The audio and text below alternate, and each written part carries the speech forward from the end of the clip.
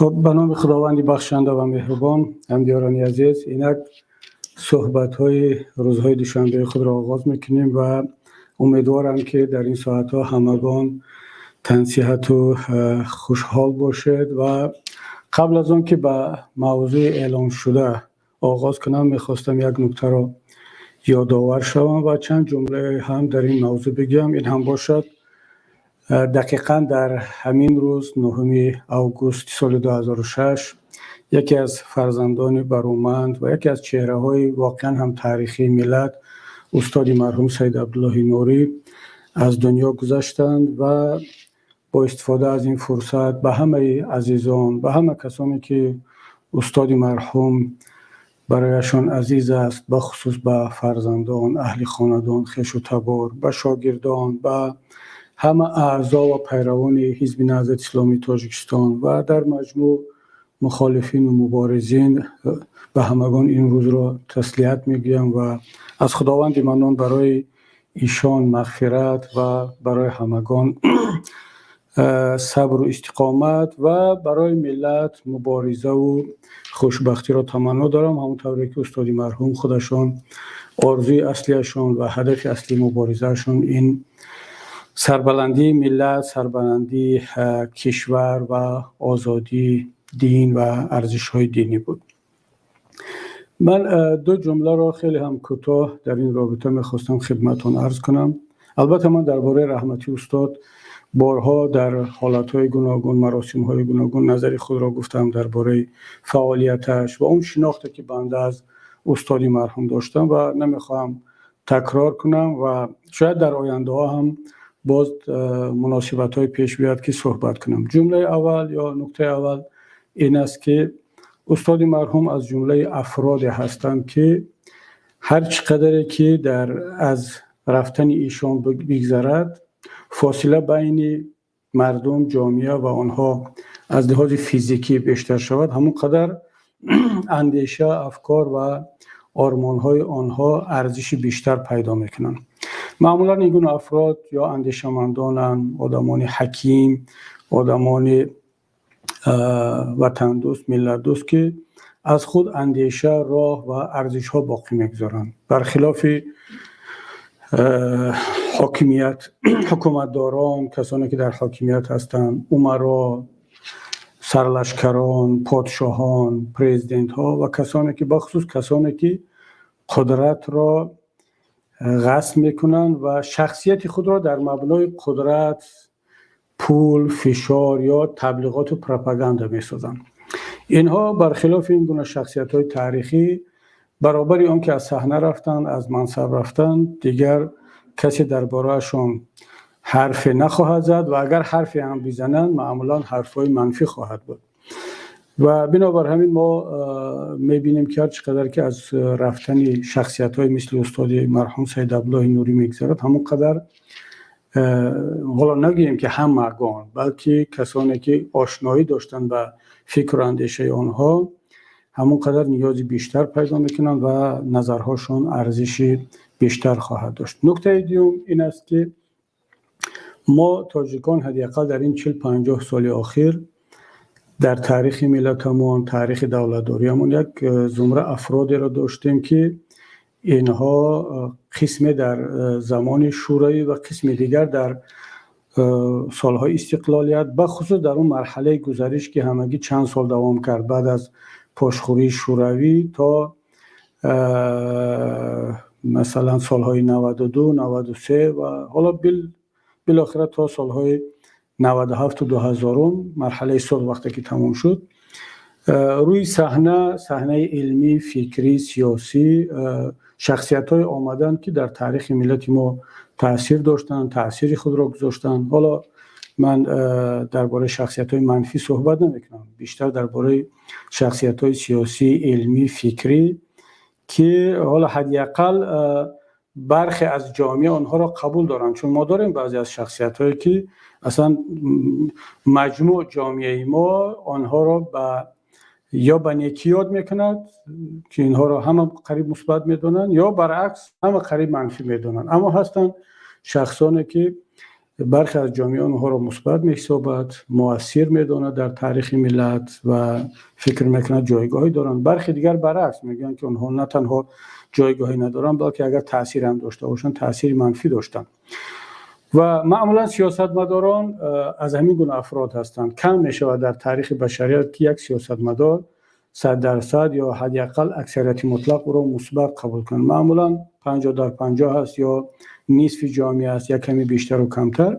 اما بالاخره همگان چه جانبداران چه مخالفین اعتراف میکنند که او یک شخص مؤثر بود. استاد مرحوم سید عبدالله نوری از جمله چنین افراد بود که اگر ما این بخش سیاسی او را کنار بگذاریم و اگر نمی بود در تاریخش همچون یک متفکر، یک اندیشمند و یک شخصیت، من فکر میکنم که واقعا هم جایگاه خیلی بلندتری را در جامعه می داشت. اما متاسفانه همین جنبه فعالیت سیاسی که همیشه برای سیاستمداران دردسر است، چون در سیاست همیشه مخالف و موافق است، بسیاری از مخالفین استاد مرحوم سید عبدالله نوری را به آن طرف میکشاند که جنبه‌های دیگری شخصیتی او را، جنبه‌های ملی، جنبه‌های فکری، دینی و شخصیتی او را قربانی جنبه سیاسی او میکنند و دیگر پهلوها را نادیده میگیرند. من فکر میکنم که هر چقدری که از این داروگیرهای سیاسی بیشتر وقت بگذرد و هر چقدری که ما عقلانی‌تر، منطقی‌تر فکر کنیم، به نظرم این است که و باور هم دارم که شخصیتی نفرانی مثل استاد سید عبدالله نوری در آینده جلوه بیشتر خواهند کرد و ما باز انشاءالله در صحبت‌های تخصصی در این موضوع باز در این باره صحبت‌های خواهیم کرد. چون چند نکته دیگری هست که خیلی هم می‌خواستم درباره شخصیت استاد سید عبدالله نوری و بزرگواران هم مثل او در اون زمان کرده باشم می‌خواهم بگم، اما چون موضوع صحبت ما امروز دیگر است، انشاءالله این موضوع رو به یک وقت دیگر خواهیم گذاشت.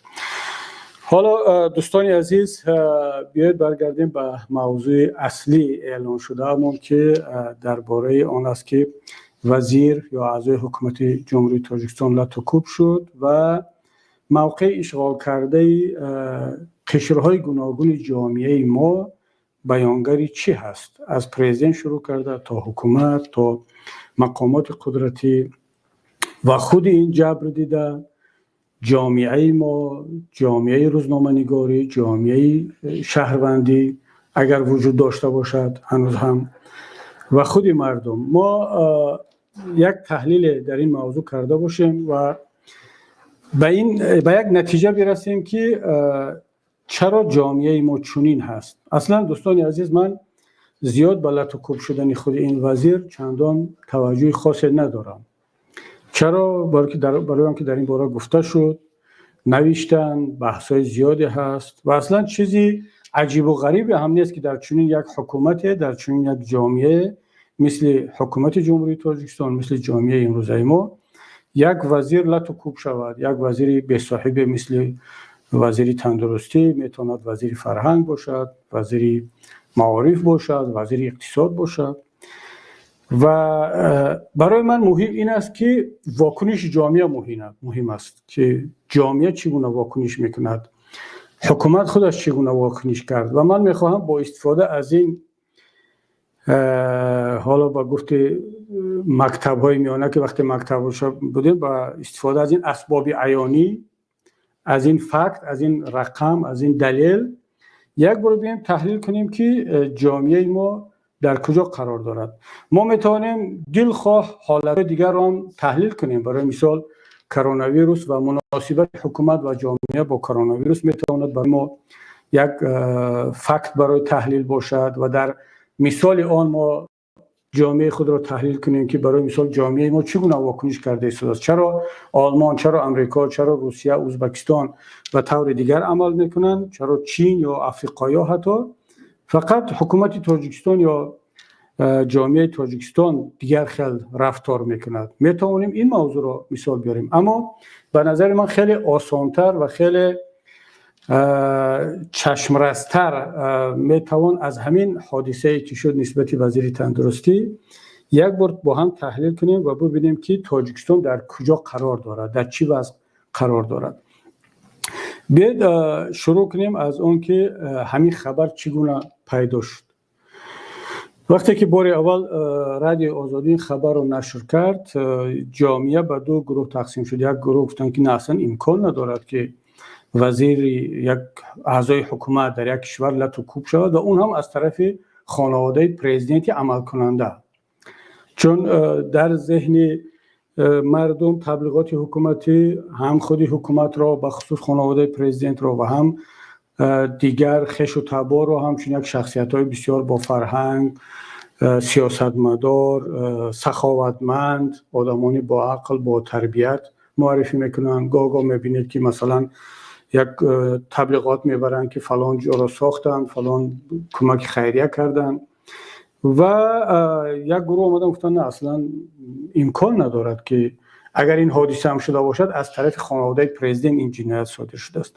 طرف دیگر اصلا چون باور، نه تنها باور کردن بلکه میدونن که این حادثه در حیات روزمره تاجیکستان خیلی زیاد است. یک وزیر، یک کارمند مقامات، یک سیاستمدار مورد لط و کوب قرار میگیرد و هیچ کس از او دفاع کرده نمیتواند اگر اون سیاستمدار، اون وزیر، اون شهروند عادی جزئی یا عضو خانواده پرزیدنت یا خانواده حاکم نباشد، یا برعکس اگر هجوم کننده و جنایتکار عضو خانواده پرزیدنت نباشد، اگر هر کسی دیگر باشد اون مورد مجازات قرار میگیرد. من دو تا مثال کوتاه بیارم. من وقتی که وکیل مجلس نمایندگان بودم در شهر کلوب به من هجوم شد.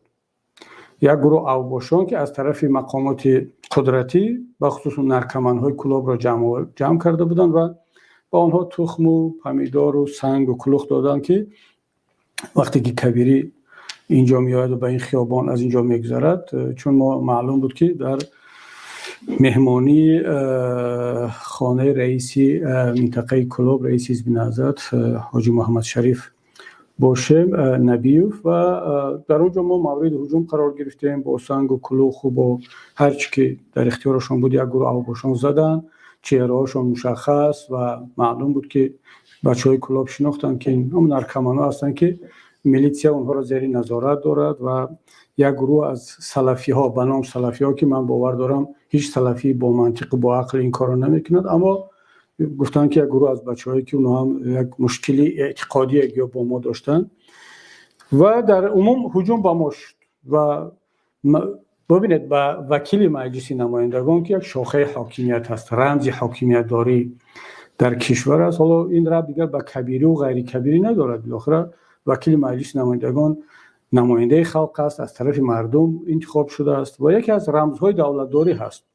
وقتی که به من هجوم شد و ما همه فکت و دلایل‌ها رو به مقامات گفتیم، من خودم در پارلمان سخنرانی کردم و هرچند که می‌خواستن که من سخنرانی نکنم گفتن ما اون خودمون پیدا میکنیم، شما اکنون صبر کنید. من گفتم من صبر دارم، صبر کردم. اگر من صبر نمی‌داشتم با همون طرفدارای خودم میگفتم که شما هم جواب بدید، هجوم کنید و حالا در کلوب یک فتنه برپا میشد که بعد میگفتن که باز نهضت شروع کرد. اما من گفتم نه، آرام باشید و برمیگردیم به دوشنبه، هیچ عملی جوابی نکنید. من در پارلمان سخنرانی کردم، خیلی رئیس پارلمان تلاش کرد که این سخنرانی نشود، ولی بالاخره گفتن که من نظرم رو باید بگم و از مقامات دولتی طلب کردم که شما بیاید آبروی دولت و کشور و پارلمان رو حفظ کنید و اجازه ندید که رقیبان سیاسی خودتون را همین خیلی نامردانه با دست چند اوباش و چند نرکمن از صحنه دور کردنی شوید.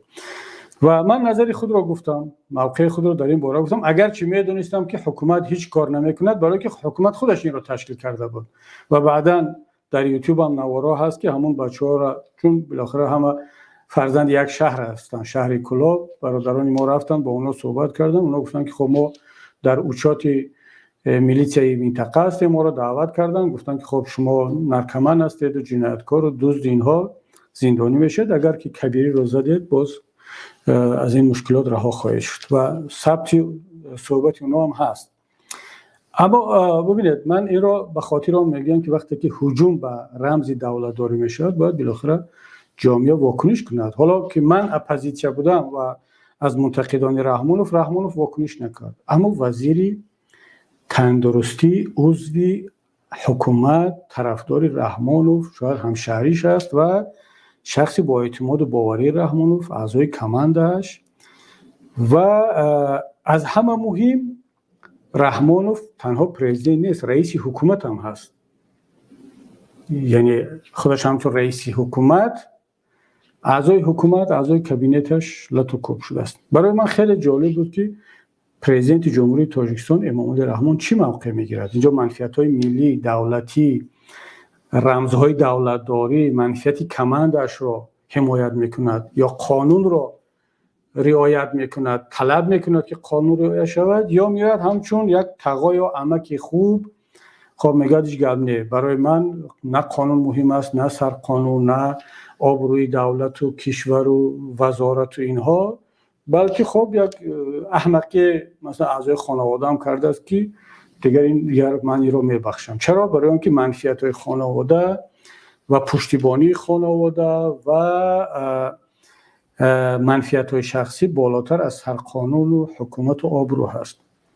و برای من در یک صحبت هم که گذرا گفتم موضوع دیگر بود، اما چون همون روز این حادثه شده بود من در اونجا سوال گذاشتم که حالا ببینیم که پرزیدنت جمهوری تاجیکستان چگونه عمل خواهد کرد. اینک 2 هفته یا 3 هفته گذشت از اون صحبتی من. در این مدت ما دیده ایستادیم که اصلا پرزیدنت خاموش است، گویا هیچ هجوم به وزیر، به اعضای کابینت، به رمزی دولت داری. البته خودی وزیر شخصا هیچ رمزی نیست، ما میدونیم که اون وزیر کی هست و چگونه صلاحیت دارد و اصلا همچون وزیر شاید یک وزیری ناکاره باشد و خیلی از جنایت‌هایی که از این کسانی که در این شب روز از کرونا ویروس گذشتن شاید به عیب همین وزیر گذشته باشند. اما موضوع بحث ما این نیست. موضوع بحث ما این است که حکومت یک شاخه حاکمیت است، حکومت اجرایی، و این دیگه بالاخره رمزی دولتداری است، یکی از ستون‌های دولتداری هست حکومت هر کشور، و با اون هجوم شد، با اون نسبت اون جنایت صادر شد و خود پرزیدنت همچون از روی کنستیتوسیون کفیل آزادی و امنیت همه شهروندان از آن جمله اعضای حکومت 2 برابر بیشتر باید اینجا نگران میشد، اقدام میکرد و باید یک کارهای رو انجام میداد. اما تا امروز میبینیم که هیچ اقدام کرده نشد. و ببینید ما در دنیا در تاریخ چند نمود دیکتاتورها داریم. من در یک صحبت دیگر هم گفته بودم که مخالف هم از دیکتاتور و دیکتاتور هستم، چون این برای ملت ها مصیبت است، برای کشورها مصیبت میارد. اما باز بعضی دیکتاتورهای هستند که دیکتاتورن اما در مسئله منفیت های دولت و ملتی خودشون خیلی استوار هستند، خیلی جدی عمل میکنن و وجود یک چنین دیکتاتور مصیبت است، اما مصیبتش کمتر از اون است که یک نفر هم دیکتاتور باشد و هم برایش منفیت های دولت و ملت و قانون و سرقانون و آبروی دیگران، آبروی حکومت، وزیر و اینها هیچ ارزش نداشته باشد. این مصیبتش چند برابر بیشتر می شود که متاسفانه ما ملت تاجیک در این مصیبتی چند کرته گرفتار هستیم. هم دیکتاتور هست و هم باز یک دیکتاتور هست که منفیت های دولت و ملت و آبرو و قانون اینا هیچ ارزش ندارد در مقابل منفیت های شخصی خودش یا فرزندش یا جیانش. تاریخ دیگر نمود دیکتاتورها را دیده است. من مثلا اگر حالا شما برید حادثه که صدام حسین با صدام حسین رخ داد یک بار ببینید که چیکار کرد. صدام حسین یک دیکتاتور بسیار هم ظالم بود و حالا از عراقی‌ها پرسید، البته یک بخشی از عراقی‌ها طرفدار صدام حسین بودند و هستند، میمونند، این طبیعی هم هست. اما اکثریت مردم که بعد همون صدام حسین رو چیکار کردن، چه شیعه و چه سنی، و چیکار کرد یک دیکتاتور وقتی که پسرش اودای آمد یکی از مهمان‌های پدرش رو در همون قصر پرزیدنتی لطوکوب کرد که به بعضی حرف اون بعد گذشت یا نگذشت، حال بالاخره لطوکوب کرد، مثل که وزیر تندرستی ما لطوکوب شد از طرف اعضای خانواده. صدام حسین دستور داد به مقامات قدرتی عراق که پسر اودای رو، پسر کلونیاش رو که برای همچون جانشینی خودش یا همچون میراثبر خودش تیار میکرد زندانی کنن و مثل هر شهروند عادی دیگر به دادگاه بکشن و همون جزایی را که برای یک شهروند عادی پیش بینی شده است در قانونگذاری نسبت پسرش روا بینن. دادگاه عراق او را به حکم ابد حکم کرد برای اون جنایتی که صادر کرده بود، چون بعدا اون نفر گذشت از دنیا و صدام حسین دستور داد که او را در زندانی برای جنایتکاری سنگین نگه می‌دارند که حکم ابد گرفتند. و هرچند خانواده‌اش، همسری صدام حسین، مادری همون اودای، چون چند زن داشت، مادرش تلاش کرد نتیجه نداد. مادری اودای، زنی صدام حسین، دوگانه یا دوست خانم شاه اردن بود، شاه حسین، و رفت به اردن، با شاه اردن ملاقات کرد زنی صدام حسین و از او خواهش کرد که یک درخواست شاهی کند، شاهانه کند، همچون همسایه کشور، همچون دوستی صدام و همچون پادشاه یک کشور رسما درخواست کند که صدام حسین پسرش را شامل عفو کند. حالا بگذار این بازی باشد، بگذار ساختکاری باشد، اما صدام حسین آبروی خودش، کشور و حکومتش را در ترازو گذاشت و اجازت نداد که خودش یعنی بیاد اونجا از پرینسیپ‌ها یا از اصل‌های دولتداری بگذرد. و شاه اردن با یک هواپیمای مخصوص با خانمش رفت به بغداد و خود صدام حسین را پیشواز گرفت و در همون فرودگاه شاه اردن گفت که اگر نگفت که برای چی آمده است، قبل از سفر گفت که من برای اون آمدم که یک درخواست برادرانه کنم، چون خانومت مهمان من بود و اگر به خاطر من عفو کنی پسرت اودای را، من وارد بغداد میشم و یک پیاله چایت را همراهت می نوشم و بعد برمیگردم. اگر نه، گویی که من قبول نمیکنم، من از همین فرودگاه با هواپیما برمیگردم به عمان، به اردن. صدام حسین در همونجا گفت، کمی فکر کرد، گفت خب بیا بشینیم، یک چون دوستی من هستی و شاه هستی، من یک فکر میکنم، با حقوق شناسان و با هیئت من مشورت میکنم. و خلاصه آخر قصه همین که اون عفو کرده شد، اما دستور امر مخصوص داد که اودای دیگر هیچگاه مقام رسمی دولتی نخواهد گرفت و در یک زندان یا حبس خانگی را قرار داد، اونم با خیلی از محدودیت ها.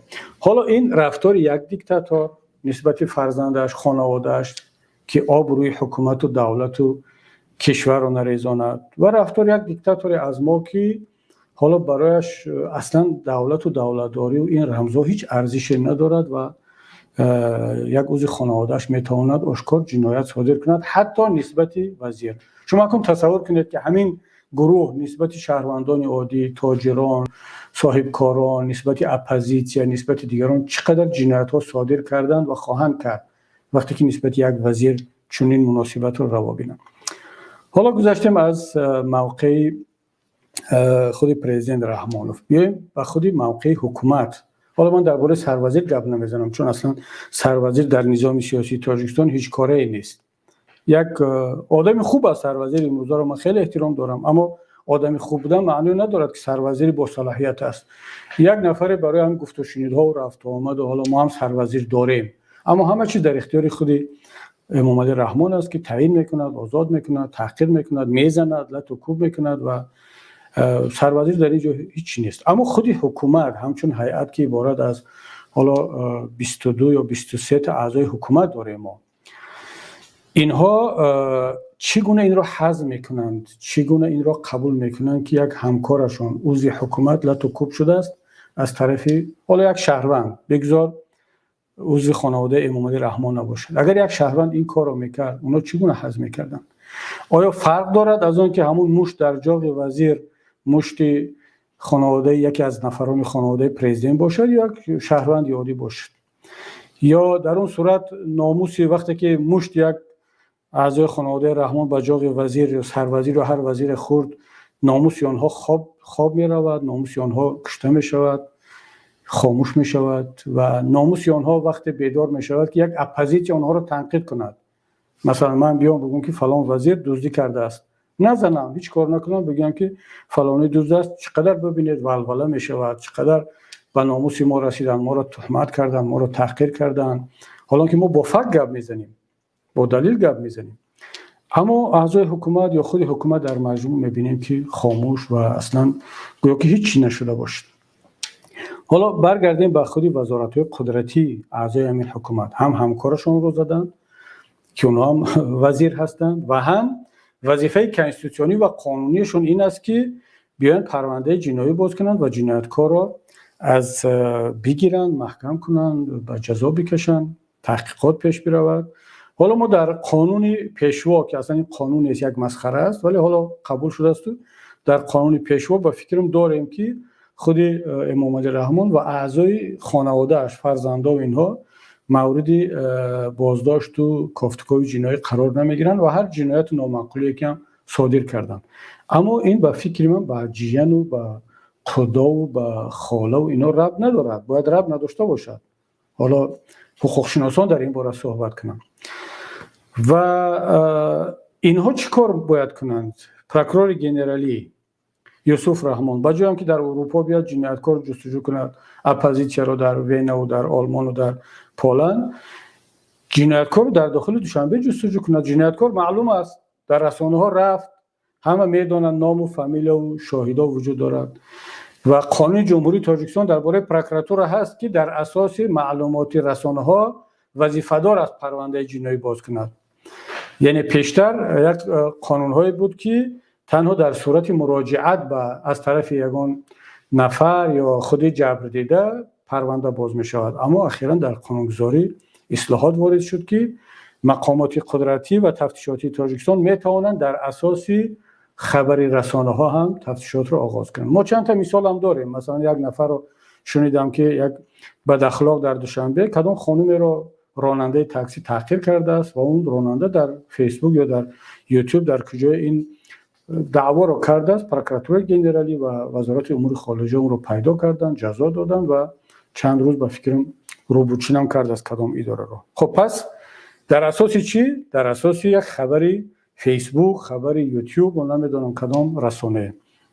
خبری لاتوکوبی وزیر تندرستی در همه جا نشر شد، در رسانه‌های داخلی و عجیبش این است که در رسانه‌های خارجی، در نیویورک تایمز، واشنگتن پست، در آلمان، در یک کانال العربیه من دیدم که مجری آن خانم بسیار با مسخره میگفت، اصلا میگفت من یک چیز را براتون قصه میکنم که شاید باور نکنید، اما این واقعیت است و عکس امام علی رحمان و وزیر و اینا را آورد و در یک برنامه تحلیلی حجوی دارند و در اونجا خیلی مسخره میکرد که در یک کشور با نام تاجیکستان است، اگر نمیدانید بدانید که همین خیلی حادثه شد.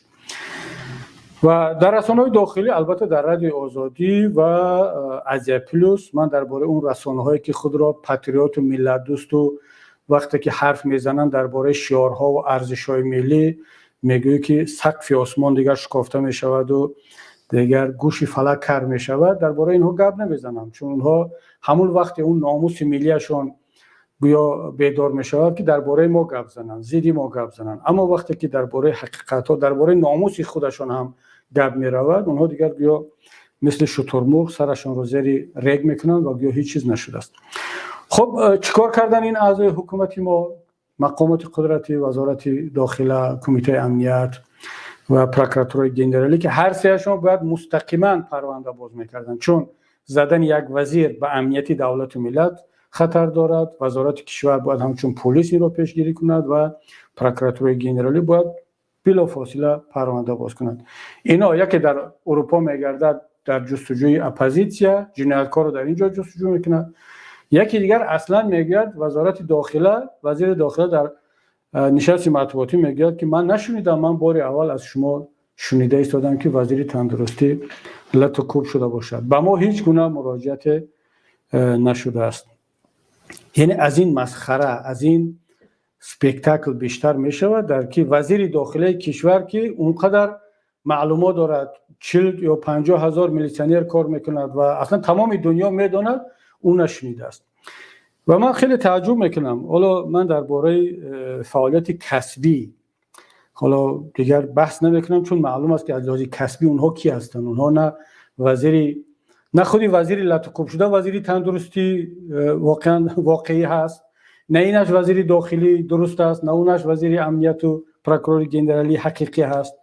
اما همچون انسان من میخوام یک صحبت کنم که شما خوب بالاخره منصبی دولتی دارد و از طرف دیگر انسان در روبروی شما ژورنالیستان نشستند، با کدام رو، با کدام نمیدونم چهره شما میگید که من بار اول شنیدم و خبر نداشتم؟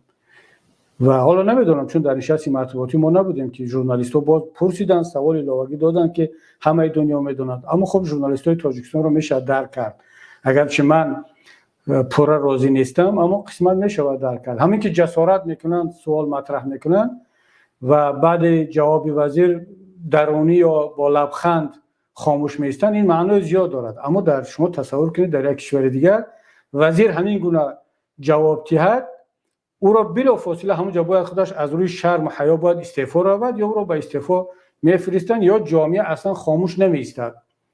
جامعه روزنامه‌نگاری، رسانه‌ها، جامعه شهروندی، مردم میگن خب این چی مسخره است که وزیر همه دنیا میدونسته است، وزیر میگه که من نشنیدم، بار اول شنیدم. بالاخره در برابر اون که منصب است و مقام است، یک مقدار شرف و ناموس و آدمگری و حیثیت هم لازم است.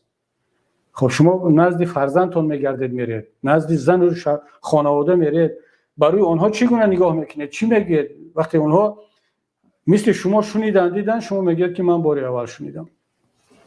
و حالا برگردیم به خودی همون مسئله خودی وزیر. من درباره خودی وزیر چیزی نمیگم، اما یک چیز رو به ایشان توصیه میکنم. حالا لط و کوبکی شده، جاغتون شکست. همچون وزیر حیثیت و آب و رو و ناموس پس معلوم شد که نبوده است. مادامی که میبود همون روز اول استعفای خود رو اعلان میکرده و میگفتید که مرا لط و کوب کردن. این دروغایی که به مسکو سفر کرد و حالا گفت و شنید برده ایستاده است درباره سپوتنیک اینا، خب این مسخره بازی رو نمیکرده. شما همچون انسان چگونه این هضم میکنید، تحمل میکنید که شما را لط و کوب میکنن، جاغتون رو میشکنن، شما خاموشید و حتی من فکر میکنم باز احتمال میدیم که باز به یک شکل این رو سفید کردنی شوید یا اصلا از پهلو این حادثه آرام بگذرید. همچون انسان این رو چگونه شما تحمل میکنید؟ حالا اگر وزیرم نمیبودید، یک انسان عادی باید از آب رو و حیثیت خودش دفاع کند. فرق ندارد او دهقان است، راننده است، تاجر است، وزیر هست، پرزیدنت است، بالاخره انسان است. پرزیدنت فرانسه ماکرون رو یک شهروند به نشانه اعتراض یک شپاتی زد، همه در دیدن.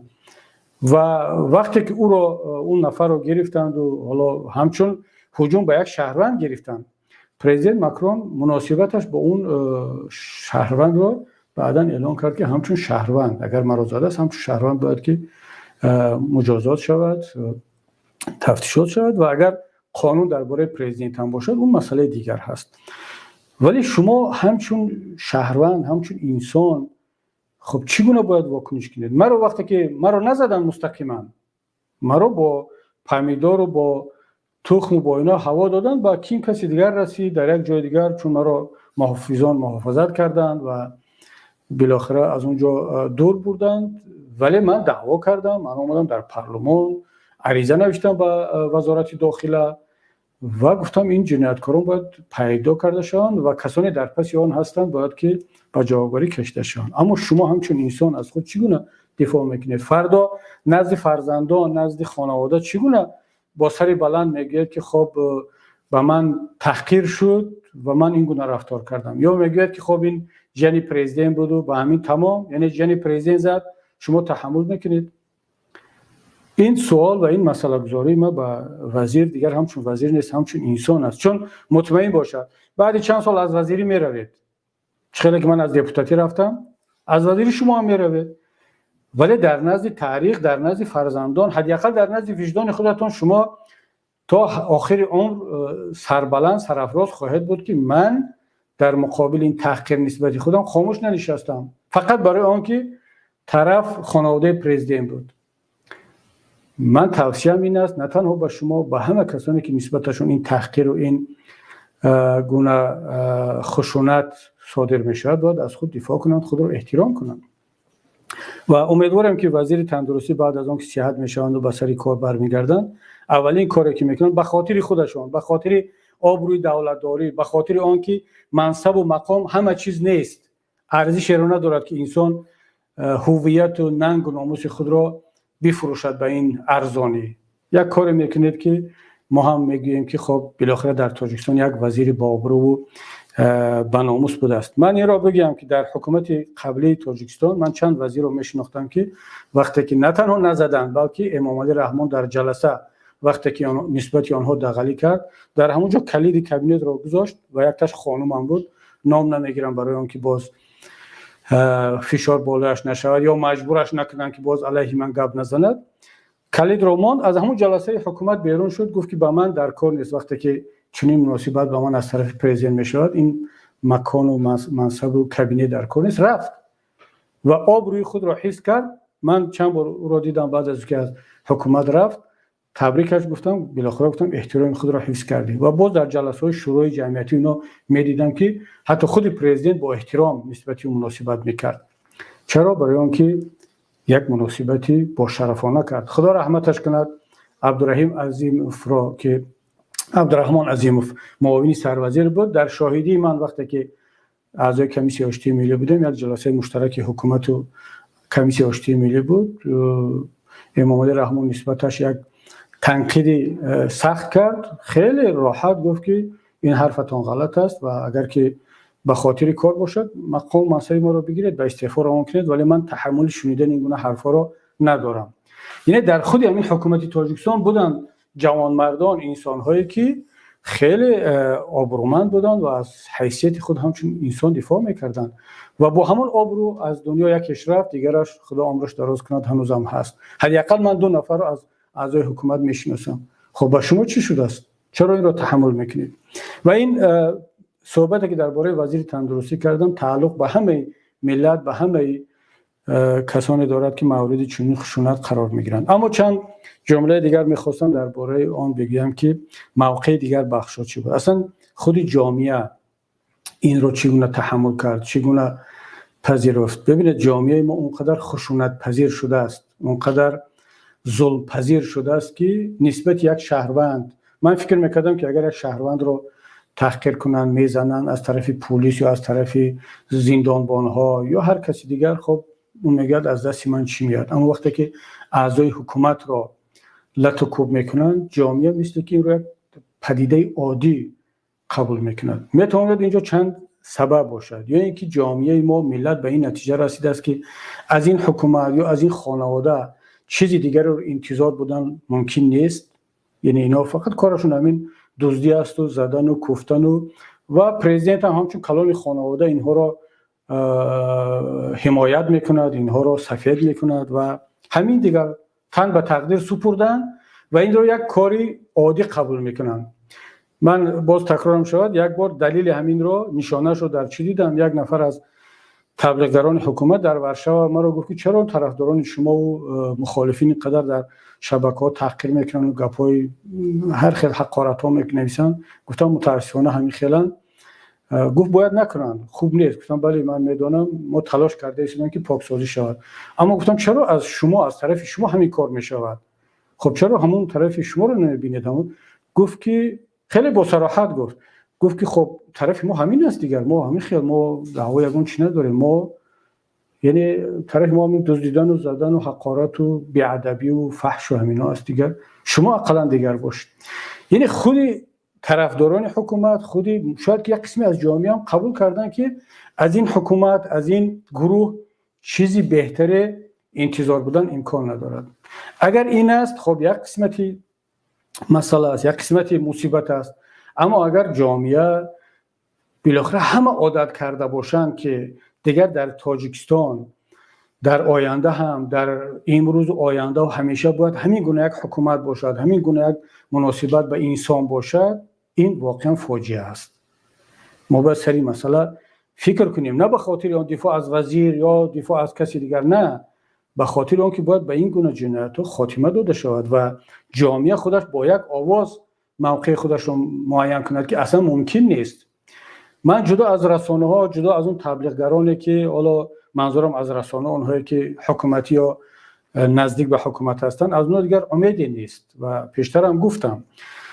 اما وقتی که یک گروه از اون اورا پاتریوت های دروغین، وقتی که شعاری ملت‌داری، آریانا، آریایی بودن، سامانی، نمیدونم تاریخی، تاجدار و این همه افسانه ها را که میگن یک قسمش راست یک قسمش دروغ و در مقابل ترک و عرب و روس و هر کی هست میخواهند که ملت تاجیک رو یک ملت سرافراز نشان بدهند و خیلی هم مبالغه میکنن.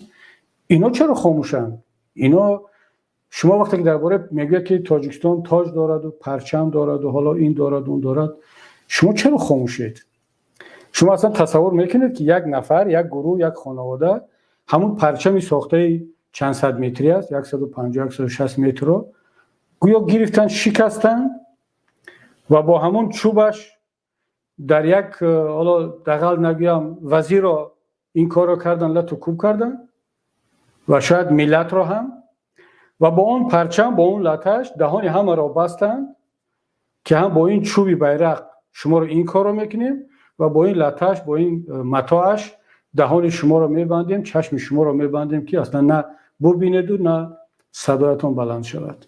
یعنی جایگاه ننگ و ناموس و شرف و پرچم و کنستیتوسیون همین است دیگر در دست یک خانواده.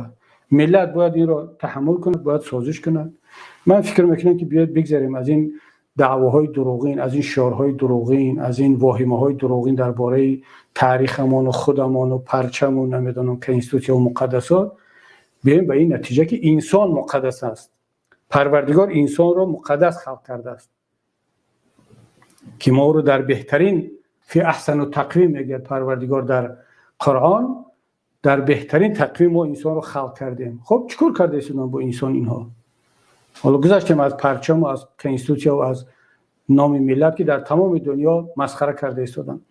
بنابراین همین وقتی آن رسیده است که من دعوتم از همگان، حتی از پرزیدنت هم باز هم یک بار دیگر دعوت میکنم، وقتی عمل آمده است، وقتی آن رسیده است که یک مرتبه خود را همچون پرزیدنت همه تاجیکستانی ها تصور کند، یک مرتبه بیاد همچون رهبر حکومت عمل کند، وزیرها بیان یک بار همچون وزیر حکومت جمهوری تاجیکستان مسئول برای همه تاجیکستانی ها عمل کنند، نه مسئول برای یک خانواده و برای یک گروه، یک اولاد. روزنامه‌نگاران ما و جامعه اپوزیسیون همگان بیایم با یک تفکر ملی با استفاده از همین یک حالت، حالا همین حالت شده است یک حالت ناگوار، همین رو تحلیل کنیم و خودمون رو در آینه بگذاریم، در آینه همین حادثه لط و کوب وزیر که ما در کجا قرار داریم، چی دولت داریم، چی ملت هستیم، پرزیدنتمون کی هست، وزیرمون چگونه است، اپوزیسیونمون چگونه است، رسانه‌مون و حالا شهروندانمون چگونه هستند. یک بار این رو همچون آینه استفاده بریم، خود را ببینیم و من مطمئنم که به بعضی خلاصه ها خواهیم رسید و از اون هنگامه های کمتر پایان میاییم، از اون شعارهای دروغین، و از طرف دیگر سوال میگذاریم که تا کی این خیل، تا کی دوام میکند این حادثه، این جنایت ها و این بی‌ناموسی تا کی دوام میکند؟ اگر ما از این گونه حالت ها خوب استفاده بردیم، تحلیلی درست کردیم و به یک نتیجه رسیدیم، انشاءالله آینده ملت روشن است. اما این را همچون یک حادثه عادی از پهلوش بگذاریم و باز منتظر شویم که خانواده امام علی رحمان یا وزیر یا پلیس بیاد باز یک نفر دیگر رو لط و کوب کند، بگیم اینش اپوزیسیون است. حالا یک گروه رو میزنن میگیم این اپوزیسیون است، خوبش کردن. وزیر رو میزنن میگیم این وزیر بود خودش گناهکار بود، خوبش کردن. خب یک صاحبکار رو بزنن میگیم که این صاحبکار خود شاید دزدی کرده بود که حکومت همین کارو کرد. خب تا کی این خیال؟ مگر وقتی اون نرسیده است که ما در یک جا بگیم بس، از این به بعدش همچون انسان زندگی کنیم و همچون انسان از حیثیت و آبروی خود دفاع کرده باشیم. خب دیگر صحبتمون هم خیلی طولانی شد، اگرچه من میخواستم نیم ساعت بیشتر صحبت نکنم، ولی حالا دیگر نوبت رو به سوال و جواب ها و بحث های شما میدیم. فقط یک خواهش دارم مثل همیشه از موضوع بیرون صحبت نکنیم. هر کسی که هست تنقید میکند، هر چیزی هست، از موضوع بیرون صحبت نکنیم و کوشش کنیم که اطراف همین موضوع به یک نتیجه برسیم و انشاءالله این به فایده همگان خواهد بود. حالا در خط میبینم که تقریبا 8 نفر منتظر صحبت هستند و آغاز میکنیم از یکی از برادران که با نام قبول کنید اینجا نوشتن. بفرمایید برادر عزیز، خیلی کوتاه فقط خواهش میکنم. سلام علیکم استاد گرامی. و علیکم سلام. صدای من خوب میاد استاد؟ بله خوب است برادر، بفرمایید. خب درباره لطف‌کوبی وزیر من فکر میکنم که استاد اینا همش متهم هستن از این رحمان به همین خاطر خود وزیر هم خاموش است. وقتی که میبینیم نیست، نابود است. وزیر تماما ناپدید شدگی است. خوب از همینجا فهمیده می شود که اینا همگی متهم هستند از رحمانوف. اینا را مردم ملت انتخاب نکرده است. یک برآمد رحمانوف را تماشا کردم، در همونجا خود رحمانوف گفت که شما نباید به من خیانت کنید، شما را من وظیفه دادم. یعنی مردم شما را انتخاب نکرده است، من شما را وظیفه دادم به وطن به ملت خیانت بکنین، به من نکنین خیانت. هر کاری میکنین بکنین، خیانت در حق من نکنید. پس فهمیده می شود که اینا را هم بگیم که کمشون میکنند وقتی میزنن شد، اما برای ما، برای ملت، برای وطن ما، برای تاجیکستان ما این یک میتوان گفت که یک جای بی‌ناموسی است. اگر که سخت هم باشد واقعا این شرمندگی است برای تاجیکستان ما که در تمام جهان نشان دادن، همینه گفتن این شرمندگی است. و خواهش میکنم یک دقیقه وقتم بتین استاد، یک چیز درباره یک چیز برای من روشنی بیاندازین. یعنی تأسیس ماجستراتورای مکتبی دولتی امام علی رحمان در اکادمیای اداره کنی دولتی، این چی معنی دارد استاد؟ امینه برای من میفهمونده، یک روشنی میاندازید. برادر عزیز، من راستش هم میگم این کمبودی من است که در این باره خبر ندارم. شاید این دیرتر تأسیس شده است، من خبر ندارم هنوز. اما این به نظر من ادامه همون شخصیت سازی است و پیشوا سازی هست. مثلا حالا امام علی رحمان رو میخوان مثل ولادیمیر ایلیچ لنین کنند. در زمان شوروی اینستیتوت تحقیقاتی به نام لنین بود، در دوشنبه هم دانشگاه دولتی به نام لنین بود و هر مرکزها یا که حتی استیپند لنینی بود. اتفاقا من خودم گیرنده استیپند لنینی بودم در سالهای دانشجویی. هر کسی که به یگان بهای 4 دانشگاه را 2 سال 3 سال میخوان، در سال 3 یا 4 برای پوره 5 گرفتن در امتحان ها با او استیپند لنینی میدادن و منم در دانشگاه ملی تاجیکستان گیرنده استیپند لنینی در زمان شوروی بودم. و این گونه کارها به خاطر آن می شود که شخصیت بسازند و اون کسی که در ماجستراتور میخواند و کار میکند، وقتی که ماجستراتور مثلا به نام رحمان، امام علی رحمان اینا هست، یعنی یک مقدار همیشه در ذهنش باشد که همین ماجستر شدن و دکتر شدن و پروفسور شدن با فیض و با برکت همون شخصیت هست. این یک نمود شخصیت سازی و تبلیغات و مغزشویی هست که در کشورهای دیکتاتوری خیلی رایج است و شاید به همین خاطر باشد. من راست گپ باید بخوانم و بعد که بیشتر معلومات گرفتم شاید نظرم رو پرتر بگم. سلامت باشه برادر عزیز. اما درباره اون ملاحظه شما من کاملا موافقم و با شما هم فکرم که شاید که وزیر خودش تظاهر همین گونه مناسبت هست، ولی همچون انسان، همچون اعضای حکومت این واقعا یک فاجعه است که ما باید سر این مسئله جدی‌تر فکر کنیم. تشکر. بله استاد، من فکر میکنم که شرمندگی تمام تاجیکستان است. شرمنده کردن تاجیکستانی ما. زنده باشید استاد. سلامت باشه برادر عزیز، خدا نگهبانتون باشید. خب برادر مهاجر غریب بفرمایید. السلام علیکم. و علیکم السلام. شکر شما نازید اینجا سلامتیتون خوب است؟ تشکر برادر عزیز. از همون اصطلاح تاجیکی استفاده میکنید که به آدما دوستان خود را نزدیک را پیری کار میگن. ما فقط همچون دوست اینا قبول میکنیم، اما نه به معنی که پیری کسی هستیم. بفرمایید. خب یک سوال داشتم، گفتم من سوال بکنم. تا وقتی همین فعالیت خودت دیگرها اعضایان نهضت در حدود جمهوری تاجیکستان فقط در حدود جمهوری تاجیکستان ترک میشد، غوغا میشد، خلق جنگ میشد، همین آدم کشی میشد، لیکن این حال همه چیز برهم خورده. ما فکر میکنیم دولت ما تنج آرام شده است، لیکن شما با هم دور ایستاده با همین آرامی با خلل وارد میکنید. سبب در چیه؟ سلامت باشه برادر عزیز. من اگرچه سوالتون با موضوع ما هیچ ربطی ندارد، اما به خاطر احترام به شما کوتاه جواب میگم. امیدوارم که در آینده وابسته به موضوع صحبت میکنید.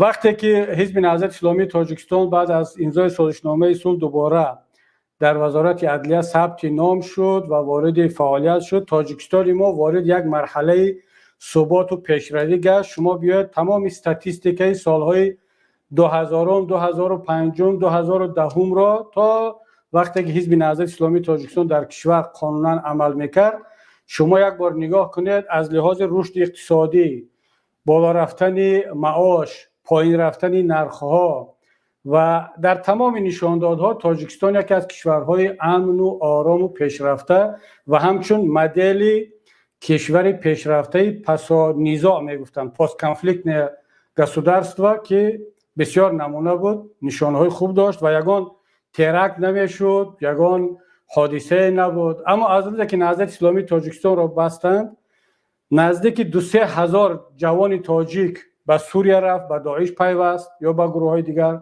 چند تا حادثه تروریستی شد در دنقره، در ترسونزاده و در جایهای دیگر.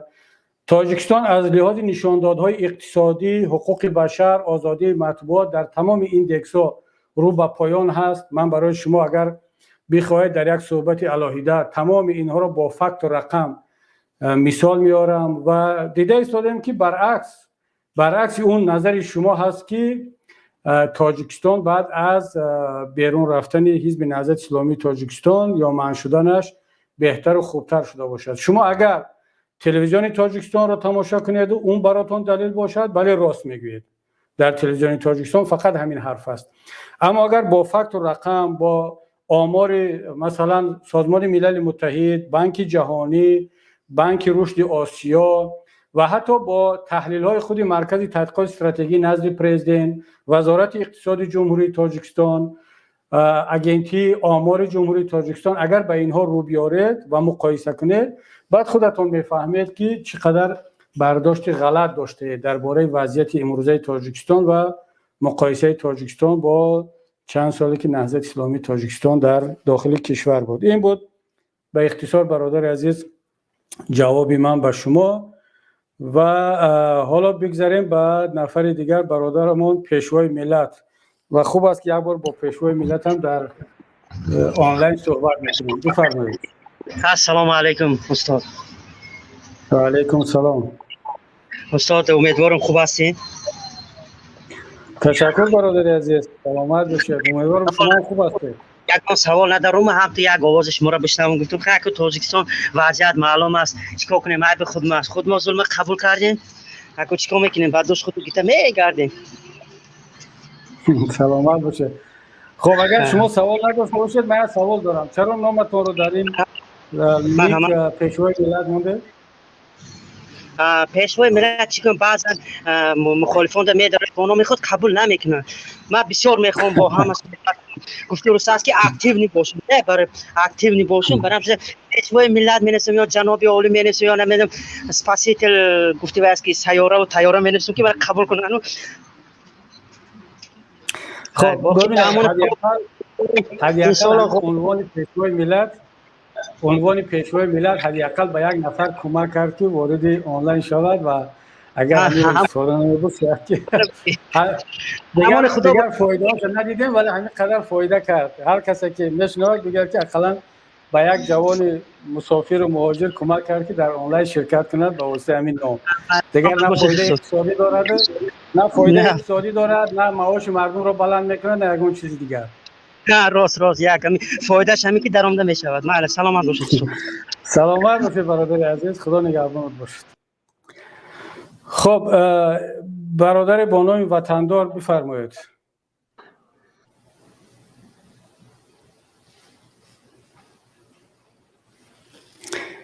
خب مثل که برادر سلام علیکم.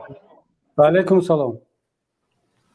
داد بزرگ شما در یک آدم قد صحبت کردین، گفتین که حزب نهضت اسلام همه وقت آسایش و آرامش بود. برای چه سال 2012 جنگ غرنده شما تشکیل کردین؟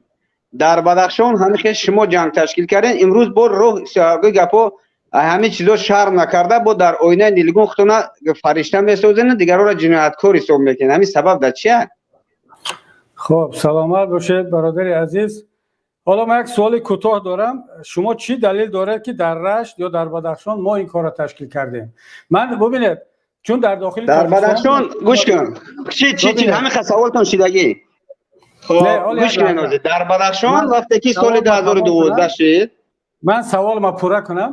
سوال داده که شما نه سوال ما مایلش سوال 2012 برادر سال 2012 در تاجیکستان بودم، حزب نهضت اسلامی تاجیکستان در همونجا بود. این حادثات تمام شد، حکومت تفتیشات گذراند، کسی جنایت کرده بود اونها رو بردن زندان، کسی را رها کردن، تمام شد دیگر. سال 2015 ما از تاجیکستان بیرون برآمدیم. چرا این عیب‌ها بعد از آن که ما از تاجیکستان بیرون برآمدیم بالای ما چسبانده شد؟ چرا در همون وقت این رو تفتیش کردند و به این نتیجه نرسیدند؟ و شما چی دلیل دارید؟ بفرمایید.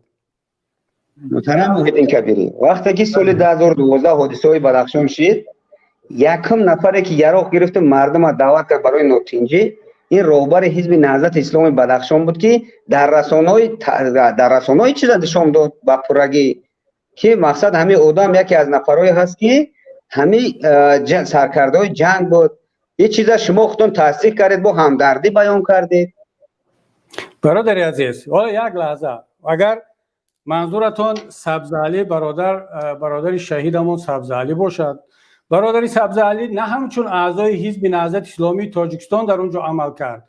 در اونجا برادران و انسان‌های غیور و جسور بدخشان و از آن جمله سبزعلی ما هم همچون شهروند، همچون ساکن شهر خاروق، وقتی که به بالای آنها هجوم شد ساعت 4 سحر، او از شهر و از دیار خودش، از آزادی خودش حمایت کرد. و حالا کسانی که در اونجا خستند وارد این نزاع شدن، اعضایان حزب نهضت بودن، حزب خلق دموکراتی بودن، اعضایان به حزبی بودن، همه کسی که در بدخشان زندگی میکرد برای اونها این وطنشون است، کشورشون، شهرشون بود و ارتش هجوم کرد. اینا آمدن وارد مبارزه شدن و اون سال 2012 این حادثه شد. چرا حکومت جمهوری تاجیکستان تا 2015 نگفت که کبیری، محیدین کبیری یا حزب نهضت شما این کارو کردید؟ برای که میدونستند، دیده بودند و ما گفتگو میکردیم.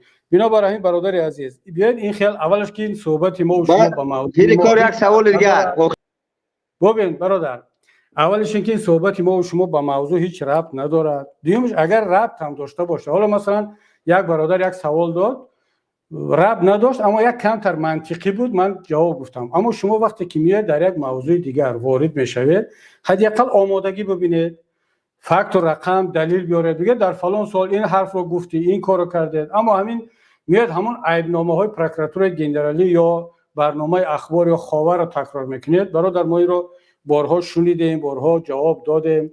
دیگر وقتی مردم خودمون رو نگیریم در این مسئله بسیارتر. هر وقتی که وابسته به موضوع یگان حرف داشته باشید، علیه من هم باشد، مرحمت بیاید صحبت میکنیم انشالله و در تماس هستیم. خب یک برادر با نام سلیم جان بفرمایید. سلام علیکم. علیکم سلام. استاد امیدوارم خوب هستید. تشکر برادر عزیز. همین برادری که بعد پیش از من صحبت کرد، صدا خوبه؟ بله خوب است، صدا بفرمایید. این برادر دیروز هم با برادر حسین اشرف به نهایت یک بحث بی‌معنی کرده بود. ما در اونجا شاهد بودیم، ما در اونجا اشتراک داشتیم. خب صداتون قطع شد برادر.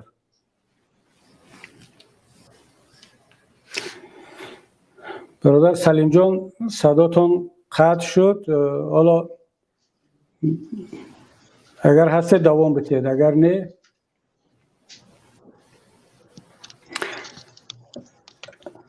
خب پس با اجازهتون برادر عزیز شما رو خاموش میکنیم و باز اگر پیدا شدید و وارد شدید حتما صحبت ادامه میدیم. بله، مثل که برادر تجربه شنیده این حرفا رو از این دایره ها دارد و واقعا هم جای تاسف است که یک عده آدمان رو تیار کردن که باید در همه این آنلاین های فعالان سیاسی وارد شوند و موضوع صحبت رو تغییر دهند، گپ رو به دیگر طرف برند و همون اتهامات شبلانی و قدیمی رو باز مطرح کنند. و حتی من پیشتر راست گپ فکر کردم که از ناحیه وقت هم صحبت کردم، چون ما یک کمتر سادگی هم داریم. فکر کنم واقعا شهروند ناحیه وقت در اون صحبت قبلی من وارد شده بود. بعد دوستان آوردن اثبات کردن و عکس‌ها و نوارها را دیدن که از کابینت مقامات قدرتی صحبت میکردن، اون یک مسافر دیگر هم چند نفر و خیلی عیب است. واقعا جای عیب است، افسوس است. بیاید خودتون همچون وارد شید با موضوع، بالاخره سواد دارید، دانش دارید، با همین موضوع صحبت کنید و دیگر خواهش میکنم وقتی خودتون رو دیگر دوستان رو نگیرید. خب یک برادر با نام 3 سوال دارم، وارد میکنیم. اگر برادر سوالاتون به همین موضوع ربط داشته باشد بفرمایید. اگر یک تاش هم داشته باشد همون یک تا رو بگید. اگر شرط نیست که 3 سوال باشد، ولی بفرمایید.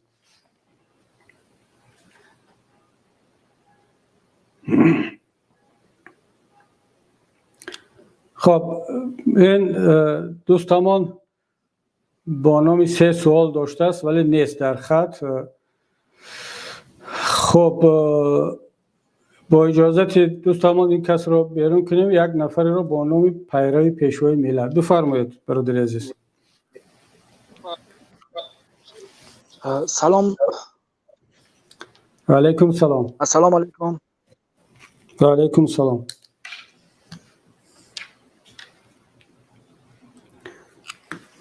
برادر بفرمایید. پیروی پیشوای ملت بفرمایید برادر. نیست، این خاموش شد مثل که. خب یک نفر برادر با نام فیروز بابایوف در نوار خودشون هم هستن. بفرمایید.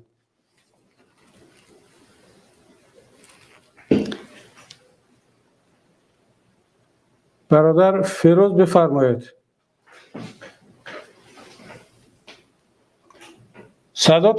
صداتون نیست برادر.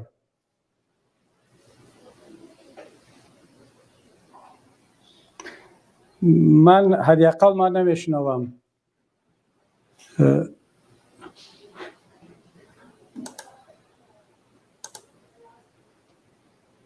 برادر صدایتون نیست.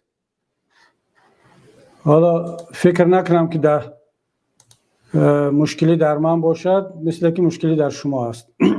خب شما هم باشد، اگر در خط باز درست شد دستگاهتون انشاءالله در خدمت هستیم، با هم صحبت میکنیم. سلامت باشید. خب برادر، حالا هم برادر پیشوای پیروی پیشوای ملت بار دیگر درخواست کرده شدن باشد. بفرمایید. درود و سلام و علیکم سلام.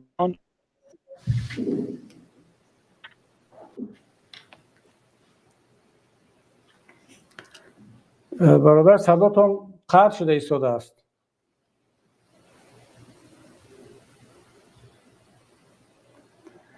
خب دیگر مثل که صداش قطع شد. یک نفر رو میخواستم نوبتی هم، ولی فقط به خاطر نامی همین اکاونتش نمیدیم، چون در اینجا تپک استعفا نوشته است. من راست گپ خیلی ناراحت میشم از اون که همین لقب ها رو استفاده برن نسبت همه، نسبت چی، حالا طرفداران امام رحمان شاید نسبت ما هم همین لقب ها و همین گونه خائن و دشمن اینا رو استفاده برن، اما شرط نیست که مثلا یک نفر بیاد با نام تپک استعفا و فکرم خوب نیست. برادر شما یا تغییر بدهید این نامتون رو بعد وارد شوید، یا من حالا به خاطر آنکه بعد اصلاح کنید یک مرتبه به شما نوبت میدیم، اما بعد امیدوارم که اصلاح میکنید. بفرمایید.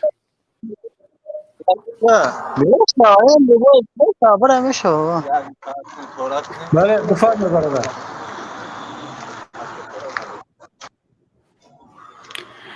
مثل که برادرم حالا آماده صحبت نیست دستگاهش. برادر فیروز بار دیگر بفرمایید. سلام علیکم. علیکم سلام. خیلی خوب است برادر، خوب است. بفرمایید.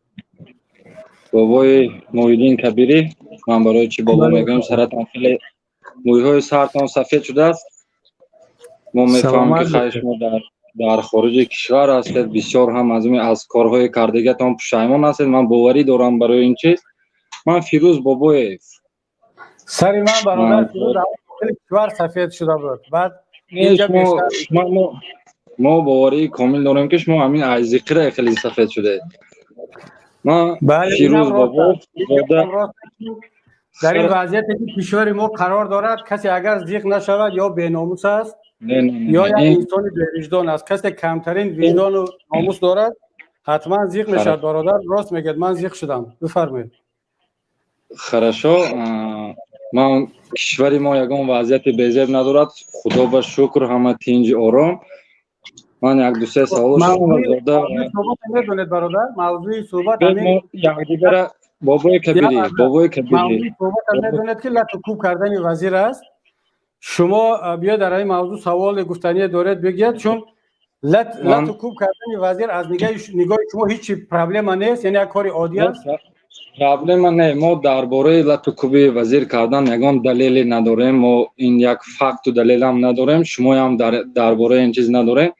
به در موضوع این قبل من خودم شناس کنم یک جور، من ممکن است خودم شناس کنم من از کجا هستم چه هستم. شما یک آدمی کلان با سواد خواندگی هستید، به در رنگ یک آدمی کلتور ما گپ زنیم، به حقارت، به یگان گپوی لیشنی، به یگان گپوی قبه.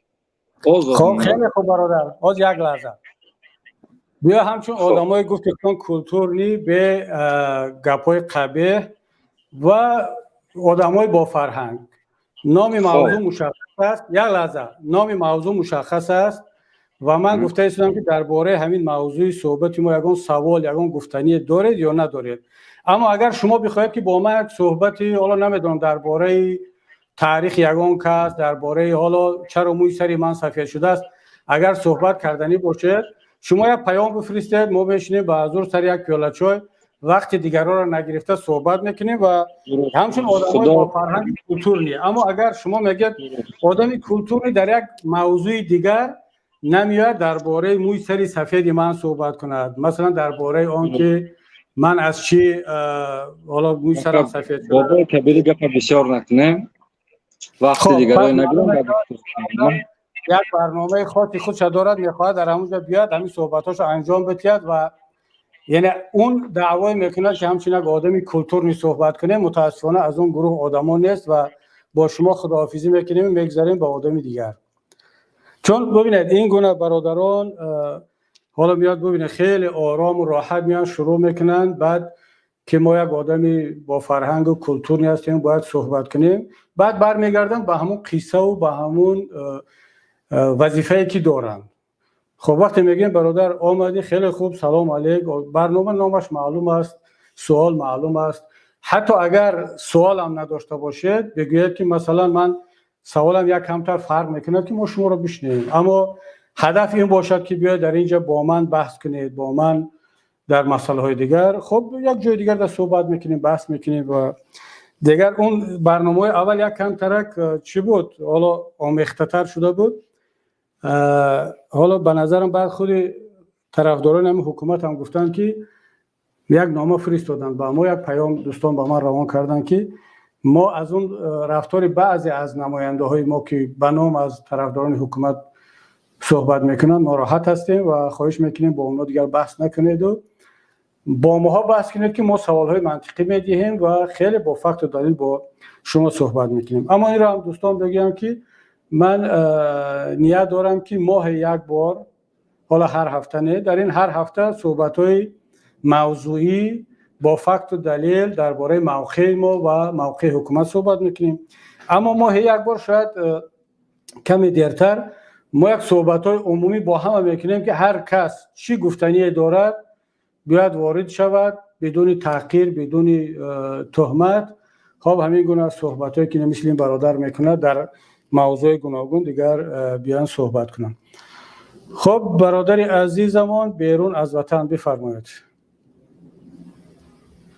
سلام علیکم. علیکم سلام. دکتر محیدین کبیری، شما یک بار از لحظه هایی که امی خلق به دود و فیغان و خلق در عذاب گرفتن سال 90 در فرغانتویتا یک بار امی به خلق بومی فرمانده باید با چهره کشینه اختانه میگفتن بعد چهره دیگر میزدن خوب میشه. خب این به موضوع صحبت امروزه ما چی ربط دارد برادر بیرون از وطن؟ این معنی او را ندارد، ما حق داریم که دوستان بپرسیم. بله، وقتی که من درباره حادثه های سال 90 یک برنامه کنم نامش رو اعلان کردم، خودت بیا برادر سوال که حق داری بگو که همون برنامه نه همین شما نهضت چه در سال همین 90 اکثر دانشمندا و عالما را مثلا به خط رساندن و اسفالت و از دهیش بدتر همه مردم بر هلاکت رسوندین و گفت مردم بی‌وطن کردین. یک بار امیر فکر نمیکنه با در آینه نمیگم برآمده وقت دونو میگیره پروفسور میگیره او خدا بگیره طور پروفسور که این سال 90 ترسم کرده. خب این برادر خاموش کردنی نبودم، حتی گفتم بگذار تنقیدش رو کند، همین گپای بی‌دلیلش رو بگید، اما وقتی که شروع به تحقیر میکند دیگر خب برای احترام تماشابینا و بیننده ها و احترام خودمون هم چرا ما باید خودمون رو احترام نکنیم؟ ما که مثل وزیر تندرستی نیستیم که بیزنن باز بگیم که چی نشده است. حالا دیگر حداقل همین کار از دستمون میاد که خاموش میکنیم و نوبت رو به دیگر کس میدیم. اما این برادر مطمئن باشند وقتی که موضوع همین شد من به این کس نوبت میدیم بیان صحبت کنه در همین موضوع، فقط بدون این خیلی تحقیرها. و حالا نهضت اسلامی تاجیکستان این همه روشنفکران را کشته است یا کسی دیگر، در اون بحثا باید اندیش شود. فقط یک چیز را باید گفت، بازم تکرار میکنم که این معلومات ها از کجا گرفته میشد؟ از خاور، از تلویزیون حکومت یا از یگان سرچشمه دیگر.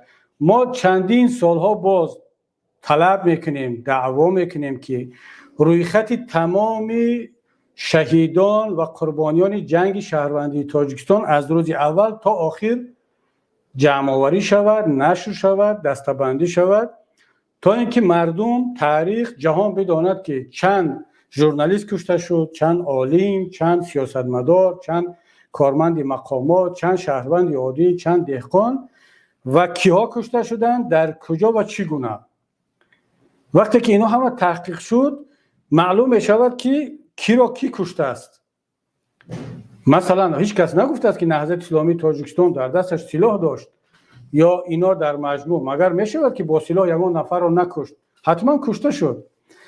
اما وقتی که ما میگیم که بیاد همین را روی خط کنیم، آمار بگیریم، معلوم شود، حکومت جمهوری تاجیکستان این کار را نمیکند. برای چی؟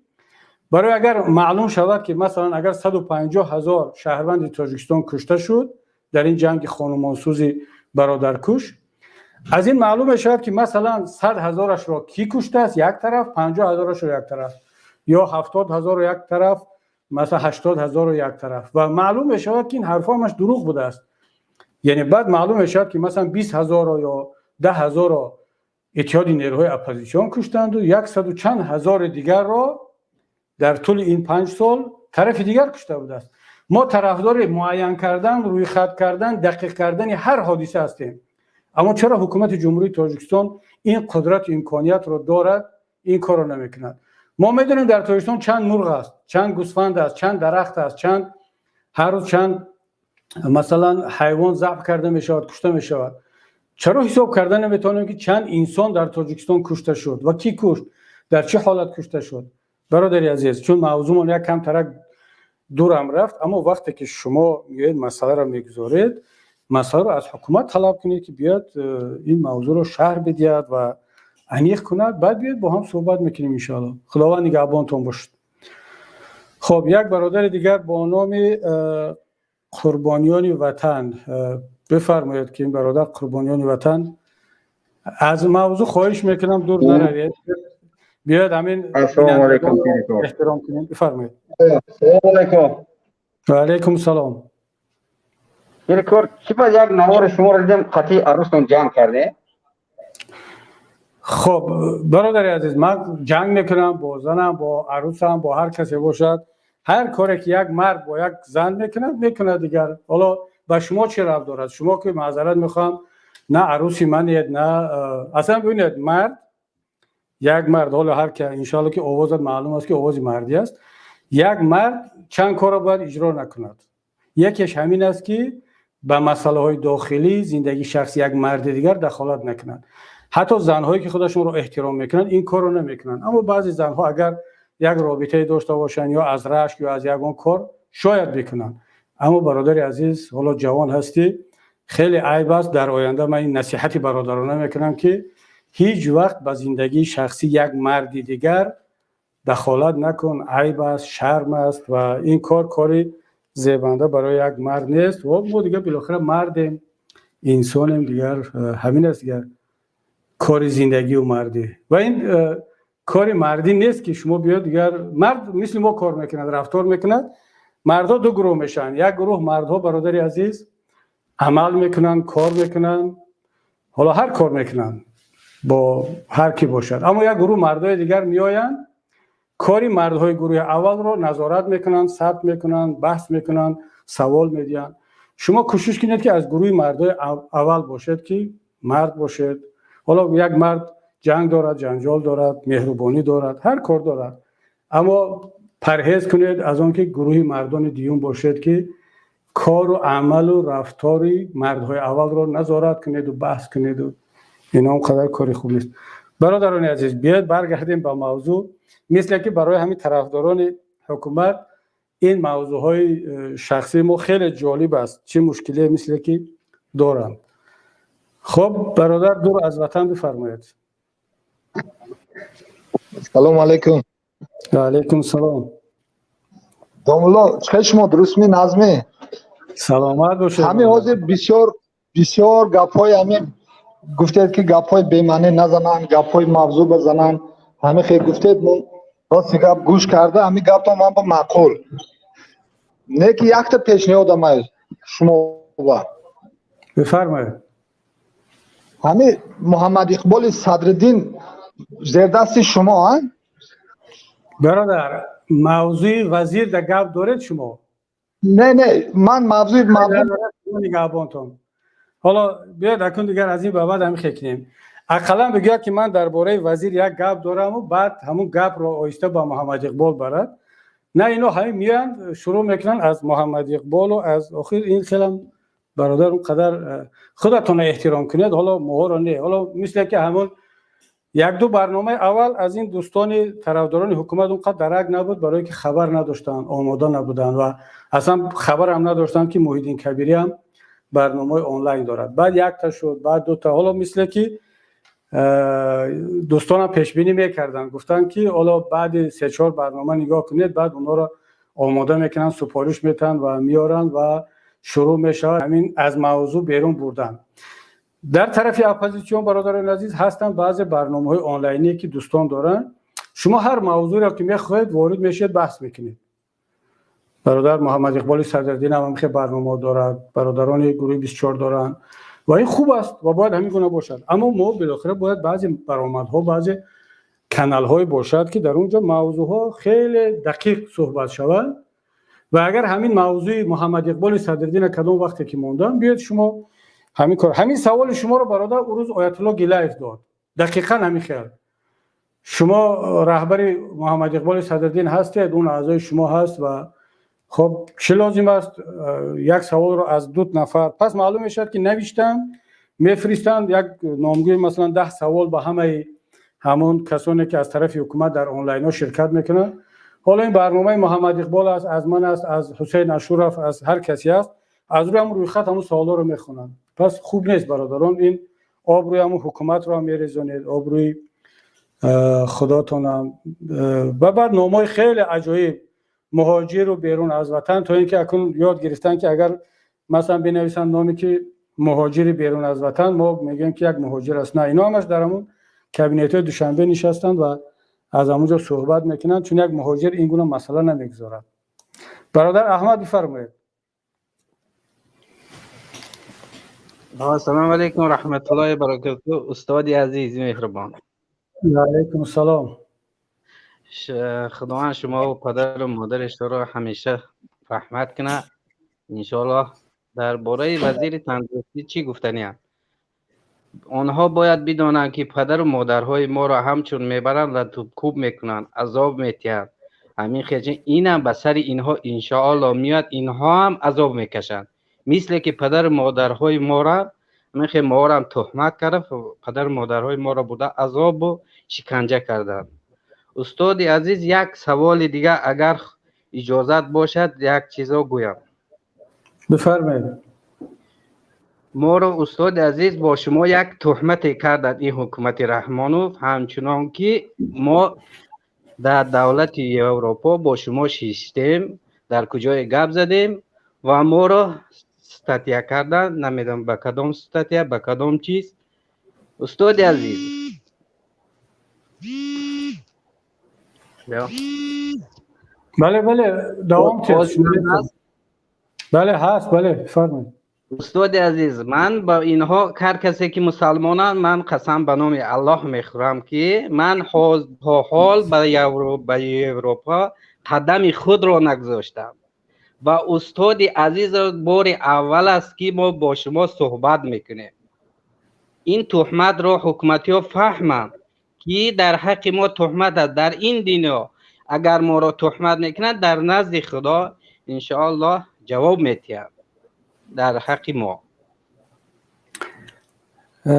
سوالتون چی بود برادر احمد جان؟ حالا من پیش از آن که سوال بیده یک چی پرسیدنی هم. شما را پرونده باز کردند کی با ما یا ملاقات کرده در کجای ما؟ که با شما من چون شما را نمیشناسم، صداتون رو فقط میشناسم، صداتون هم شناس نیست. یگان مرتبه با شما که ملاقات نکردیم، نه در تاجیکستان نه در روسیه در اینجا. قسم به نام الله که یکم بار است من در استودیو برآمده با شما صحبت میکنم و در حیات لبای پرونده رو کی باز کردن نسبت شما؟ پرونده ما من این سال 3 سال شد. ببینید این حکومت جمهوری تاجیکستان اونقدر دانا هست، پیش بینی میکند، آینده رو میداند که 3 سال پیش اینا فهمیدن که شما یک روز با ما هم صحبت میشه در آنلاین و پیش از این حادثه پرونده باز کردن، گفتن دیر یا زود این همین کارو میکند. خیلی خیلی ما یک حکومت عجیب و غریب داریم و شاید که همین پرونده باز کرده آنها، شما شاید در گذشته هم یگان طرفدار ما بودید و این هزارها نفر، ده ها صدها هزار طرفدار داریم، اما طرفدار یک کس بودن جنایت نیست. ولی وقتی که برای شما پرونده باز کردند، شاید همین چیز باعث شد که شما امروز با ما تماس میگیرید و با ما صحبت میکنید. بله بله استاد عزیز، ما از دوره پیش پدر و مادرهای ما همیشه طرفدار حزب‌های همه حزب بودیم، نه بلکه حزب نهضت اسلام، حزب دموکراتی، با همه حزب ما طرفدار بودیم. این گپ در این نیست استاد عزیز. من حالا فکر میکنم که اینها دا هیچ کس طرفدار نشد، یگان حزب این نه دموکراتی نه حزب دیگرشون، یگانه هیچ حزبی نهضت اسلام است. حاضر مردم مسلمان همه باوری کنون کرده است که حزب حقیقی کدام حزب بوده است.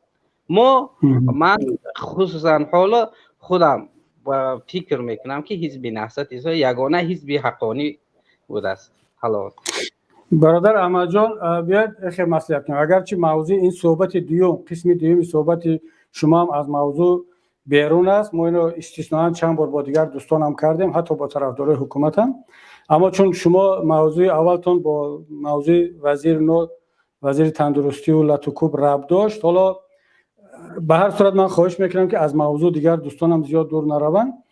من چون مسئله که شما برداشتید خیلی مهم است، اولش این که تنها حزب نهضت اسلامی تاجیکستان نیست که به تنهایی جوابگوی همه نیازها و خواسته های مردم باشد. من مطمئنم که دیگر حزب‌هایی که یا گروه‌های مبارز اینا هم همین طور هستند و شاید در داخل کشور هم بعضی گروه‌های دیگر باشند، مثل حزب سوسیال دموکرات که اگر اجازت دهند و میدادند شاید که یکی از حزب‌های قوی و خوبی ملی میشد. اما ببینید همین مسئله رو یک کمتر خوبتر تحلیل کنیم که چرا شما مجبور شدید که امروز با ما پیوست شدید و این درد و غم خودتون رو بگید. شاید اون دوستانی که از طرفداران حکومت میشنوند، از کارمندان مقامات، همین نکته رو من چندین سالها پیش گفته بودم که به حکومت نامه نوشته بودم و در سخنرانی ها میگفتیم و دیگران هم میگفتن، کارشناسان، شما اگر به تحلیل های کارشناسان تاجیک مراجعت کنید دقیقاً همون چیزا رو میگفتن که امروز شما گفتید.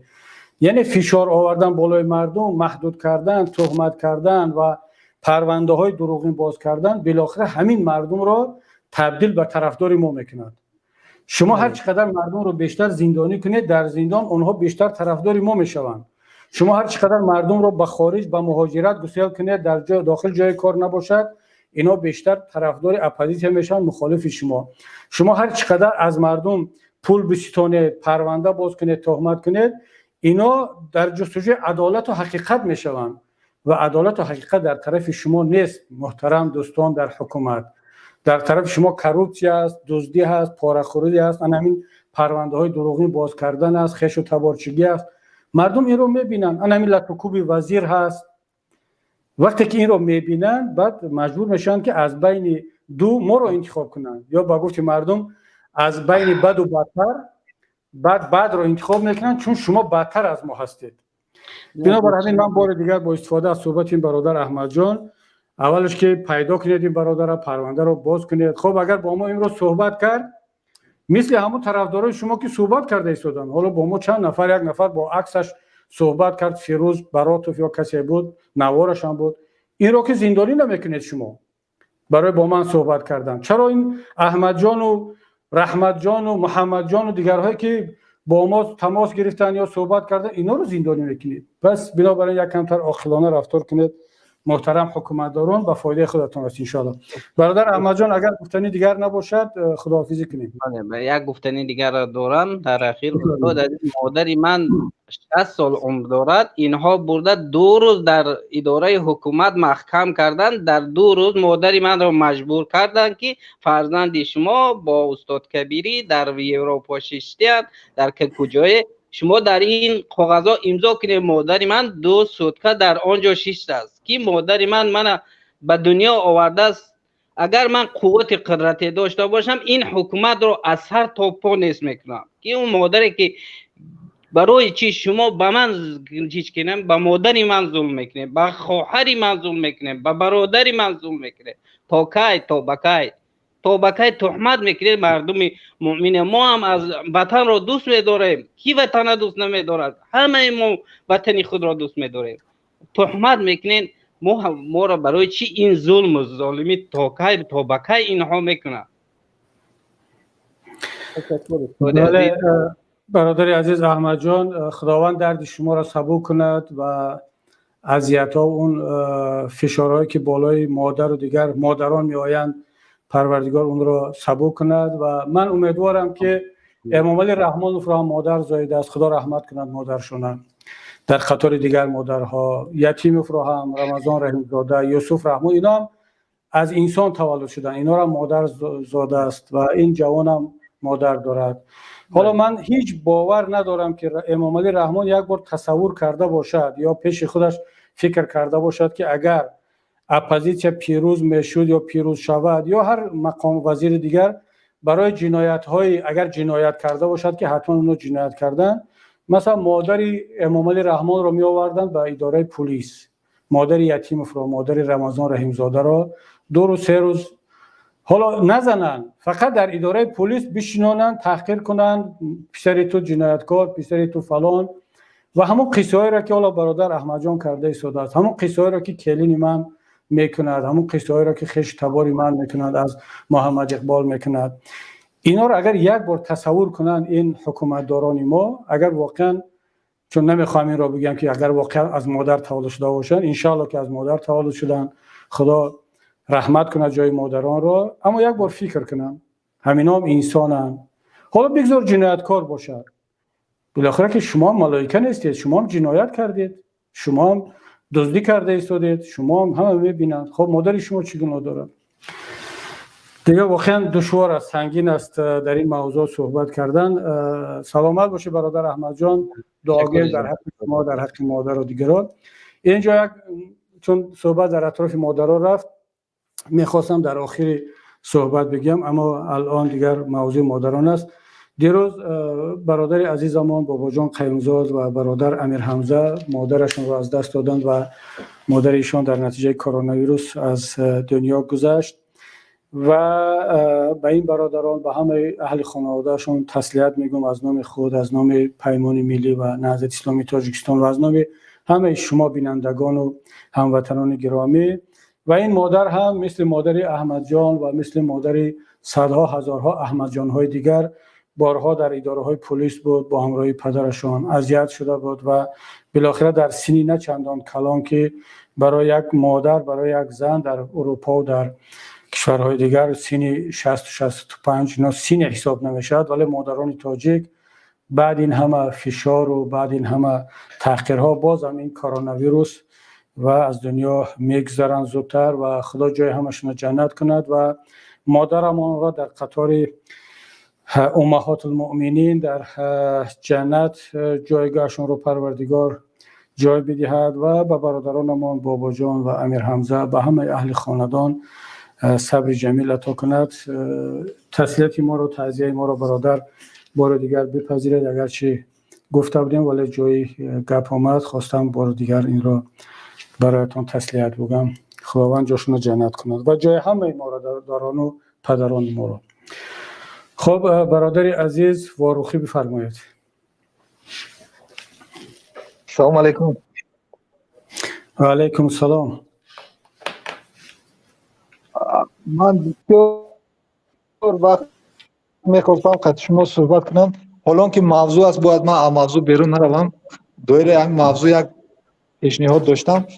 خوب میشد که این موضوعی که امروز انتخاب کرده برای این برنامه اینقدر مهمه، زیرا که من چندین بار شاهد بودم انسان‌هایی که مادر چیزی مقدس است، وقتی که از دست می‌دهد آدم به احساسات داده می‌شود، آدم یک فضای و گرفته می‌شود که اثر جل ممکن زدگی باشن همون وزیره. اینجا دیگر موضوعهای مهم است. من که بسیار چند وقت خواستم که شما علاقه برویم مثلا یک لحظه برادر، یعنی شما میگول همین جمله رو شروع کردید که وزیر را زدند و بعد میگید موضوع مهمی دیگر است. وزیر را زدن مهم نیست؟ یعنی از نگاه شما وزیر کشور، اعضای حکومت، یک انسان را زدن مهم نیست؟ حالا برای شما مهم نیست، برای من مهم است، برای جامعه تاجیکستان. اگر مهم نمی بود از واشنگتن پست و نیویورک تایمز شروع کرده تا عربی و روسی و فارسی تا همه دنیا در این باره نمی نوشت. مادامی که نوشتند و گفتند پس خیلی مهم بوده است.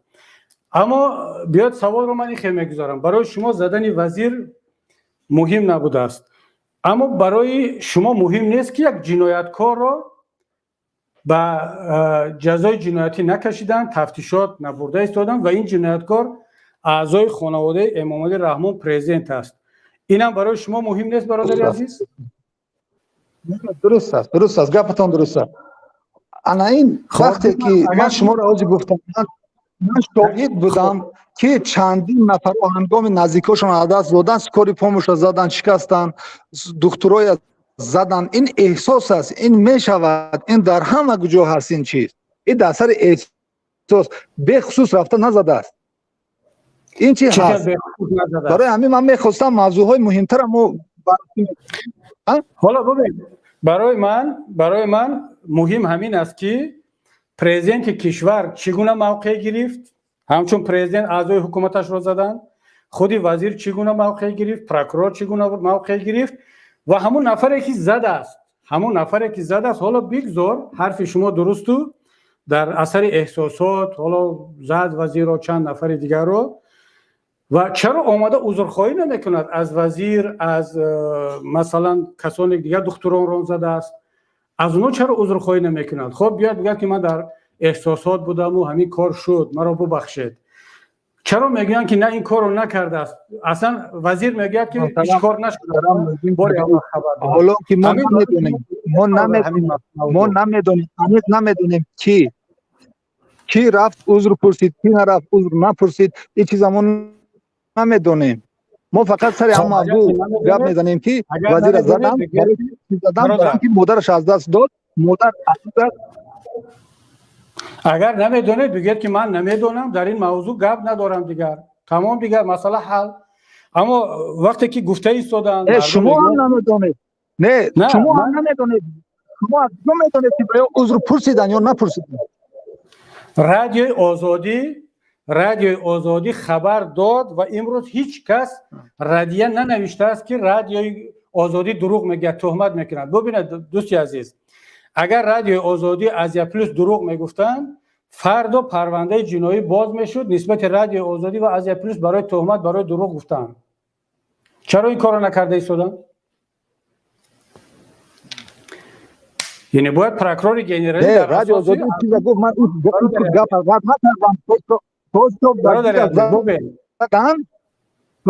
من رد نکردم. من شما را گفتم شما در احساسات زدن. برادر عزیز وقتی ببینید که مودین کبری محترم بله بفرمایید. زد در حادثه یک ناخوش شد، حادثه ناخوش شد، یک سال زد خیر از دنیا گذشت. همونجا وای شد برای چه پسر شما را به جوابگری نکشید؟ یه بار دیگه تکرار کنید برادر.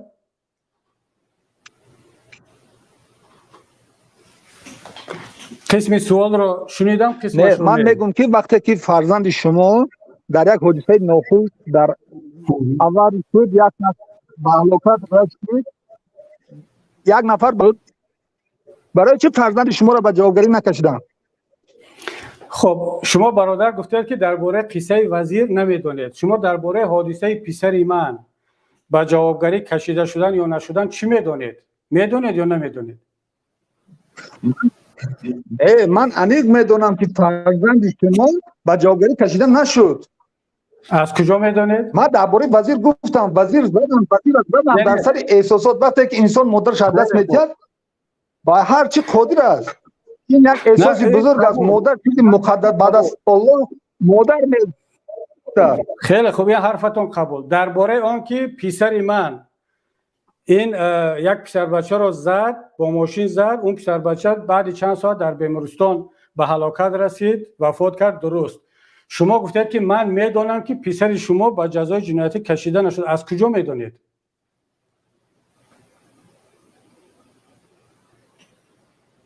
من از رسانه‌ها میدم اگر به جوابگری میکشیدن، اگر سر و صداها بلند میشد، پیامنت کار میکرد، نهضت کار میکرد، مثلا اینا رسانه‌ای میکردن، میبردن مردم در میفهموندن که من پسر ما را سود کردن، این خیل کردن. نه که گفتن در رسانه‌ها برآمد که همون گویا که رسانه‌ها میدونم. از کدام رسانه خواندید که یا شنیدید که پسر رئیس حزب نهضت اسلامی این حادثه 6 سال پیش است. 8 سال پیش است. بله شما ببینید حادثه 2 هفته پیش شدگی رو معلومات زیاد ندارید و درباره حادثه 6 سال پیش شدگی معلوماتون از کجا است؟ از کجا فهمیدید اینا؟ این 6-7 سال پیش حادثه است. فهمیدم. ببینید خب خیلی خوب. من برادر عزیز شما رو حالا ببینید، من این موضوع رو میخوام که برای احترام با شما دیگر نمیخوام زیاد بحث کنیم چون مثل یک بحث بیفایده میشد، اما میخوام با شما شرطیم. اولش اینکه این شما دقیقاً مثل دیگر دوستانی که پیشتر صحبت کردن این معلومات رو، این خبر رو از خاور و از همون تهمتنامه ها و از همون فیک هایی که درباره من، درباره فرزندان من مینویسن، از همون رو گرفته و واقعا شاید شما باورم کنید، شاید شما حقیقتا باور دارید که پسر محیدین کبیری زد با ماشین یک کودک، یک طفل رو، اون گذشته شد، خدا رحمت کند و جزا ندید. من شما را گناهکار کردنی نیستم، اما برای این پرسیدم که این معلومات را از کجا دارید؟ آیا میدونید؟ از کجا؟ شما گفتید از رسانه. پس دقیقاً شما رو از تلویزیون دوشنبه، از خاور یا از همون سپرافگاهی که برای همین فابریکه جواب تیار میکنن که این رو در همه جا تکرار کنن. اما من با شما حقیقت رو میگم برادر عزیز.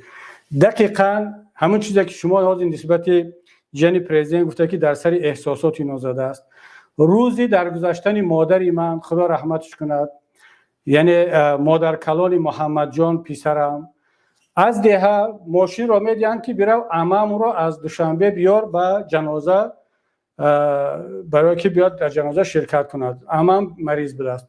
این کس در راه در همون فکره که مادر کلان گذشته است و باید که رفته بیاره، در ده اندگان شهر وحدت یک پسر بچه از سر دیوار میپرد و در همونجا به شهادت میرسد. اما محمد جان پسر ما بعد که این حادثه شدن بلا فاصله جنازه نمی رود، همه را ترک میکند، در جنازه اشتراک نمی کند، پسر بچه را میبردارد به بیمارستان میبرد تا آخر در بالای سرش میایستد، دو میکند که زنده بماند. من در مسکو بودم، با من پیام فرستادن، من از مسکو یک داروی گفتن که در تاجیکستان نیست، اون رو آوردن در کار، نگفتن حتی که چی کار است، گفتن یک بیمار است، به همون آوردن در کار.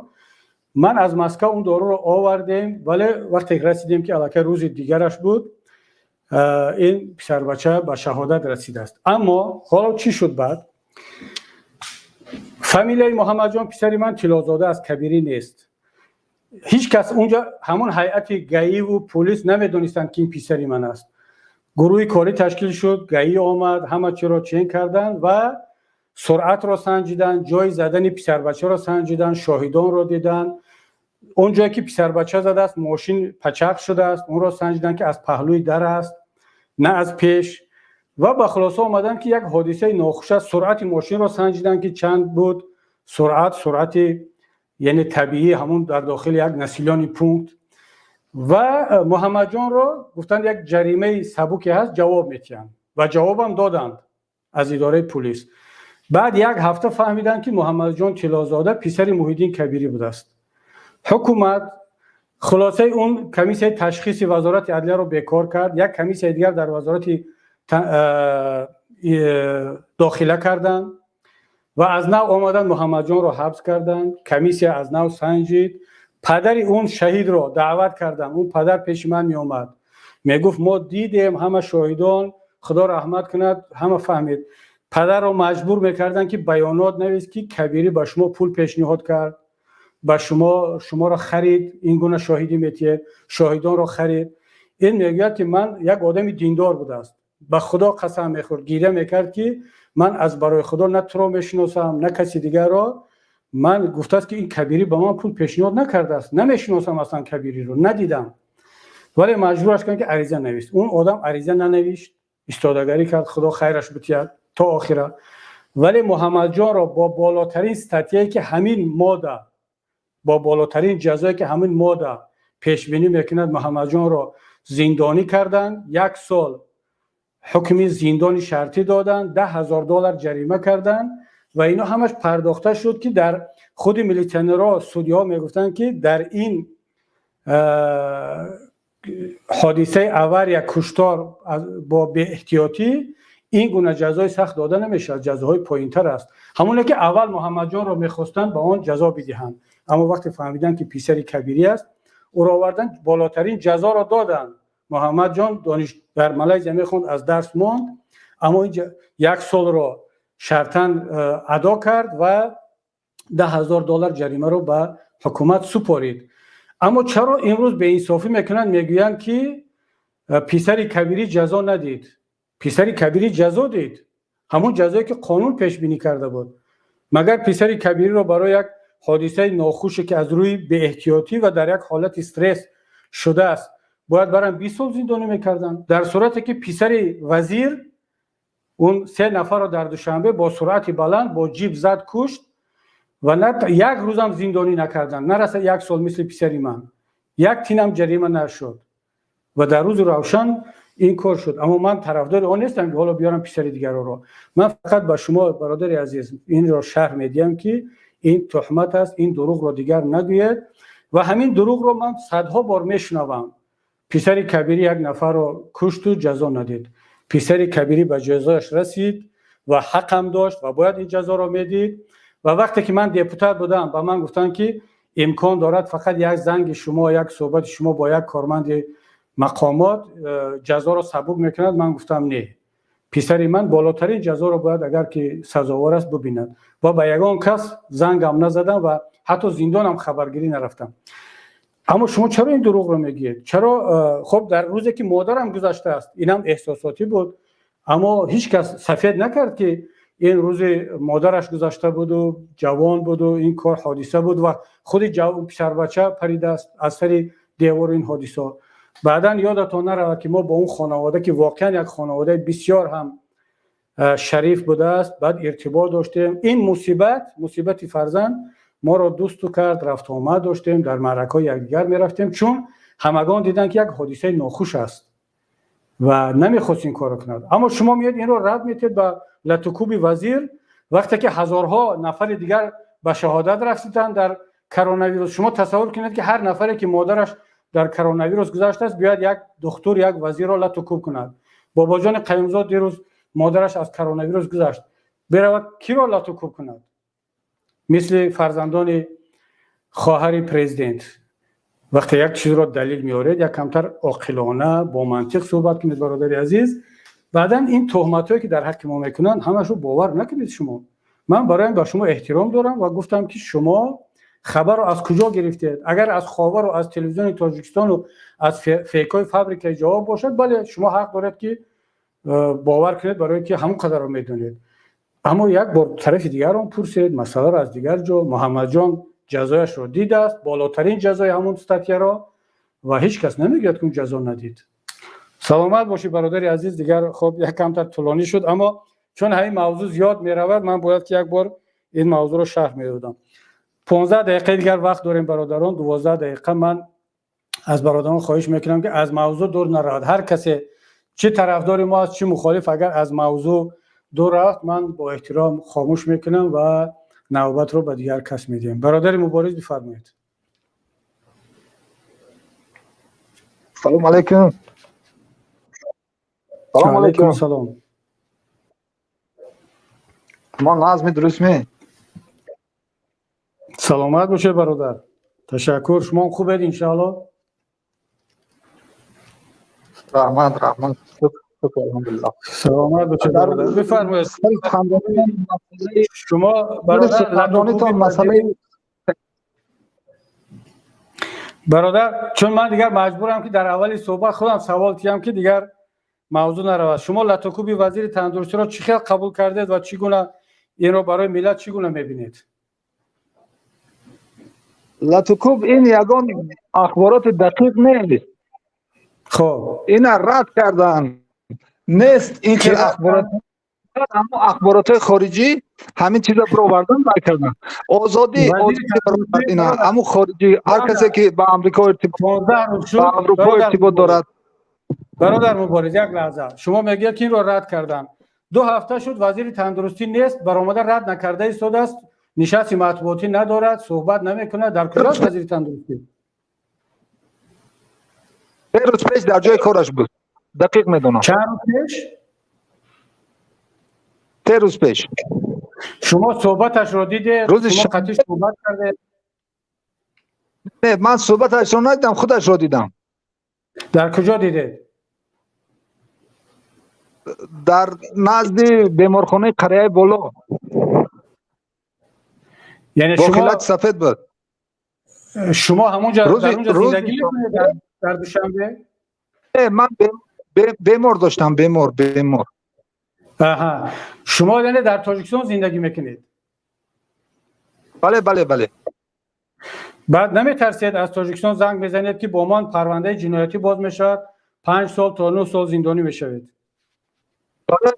برای همون و ویدیو نموندم که مثلا شما رو تشکیل تروریستی گفتگیم. برای همون ویدیو نموندم که یکی منم پرابلم نشود، برای اینکه ارتباط با تروریسم خدا جنایت است. برادر، از روی آوازتان شما را میشناسم. من خواهش میکنم که شما خودتان در بلا گرفتار نکنید، در مصیبت. و حالا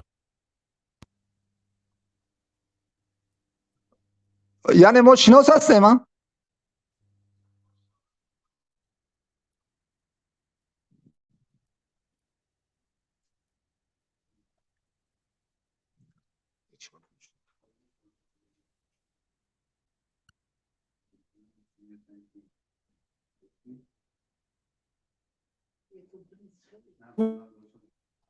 وزیر تا قره‌بالا آمده است در جای کارش با یک برآمد ویدیویی، با یک نشست مطبوعاتی، همین دروغ‌های کبیری و رادیو آزادی را پورا از بین نمیبرد.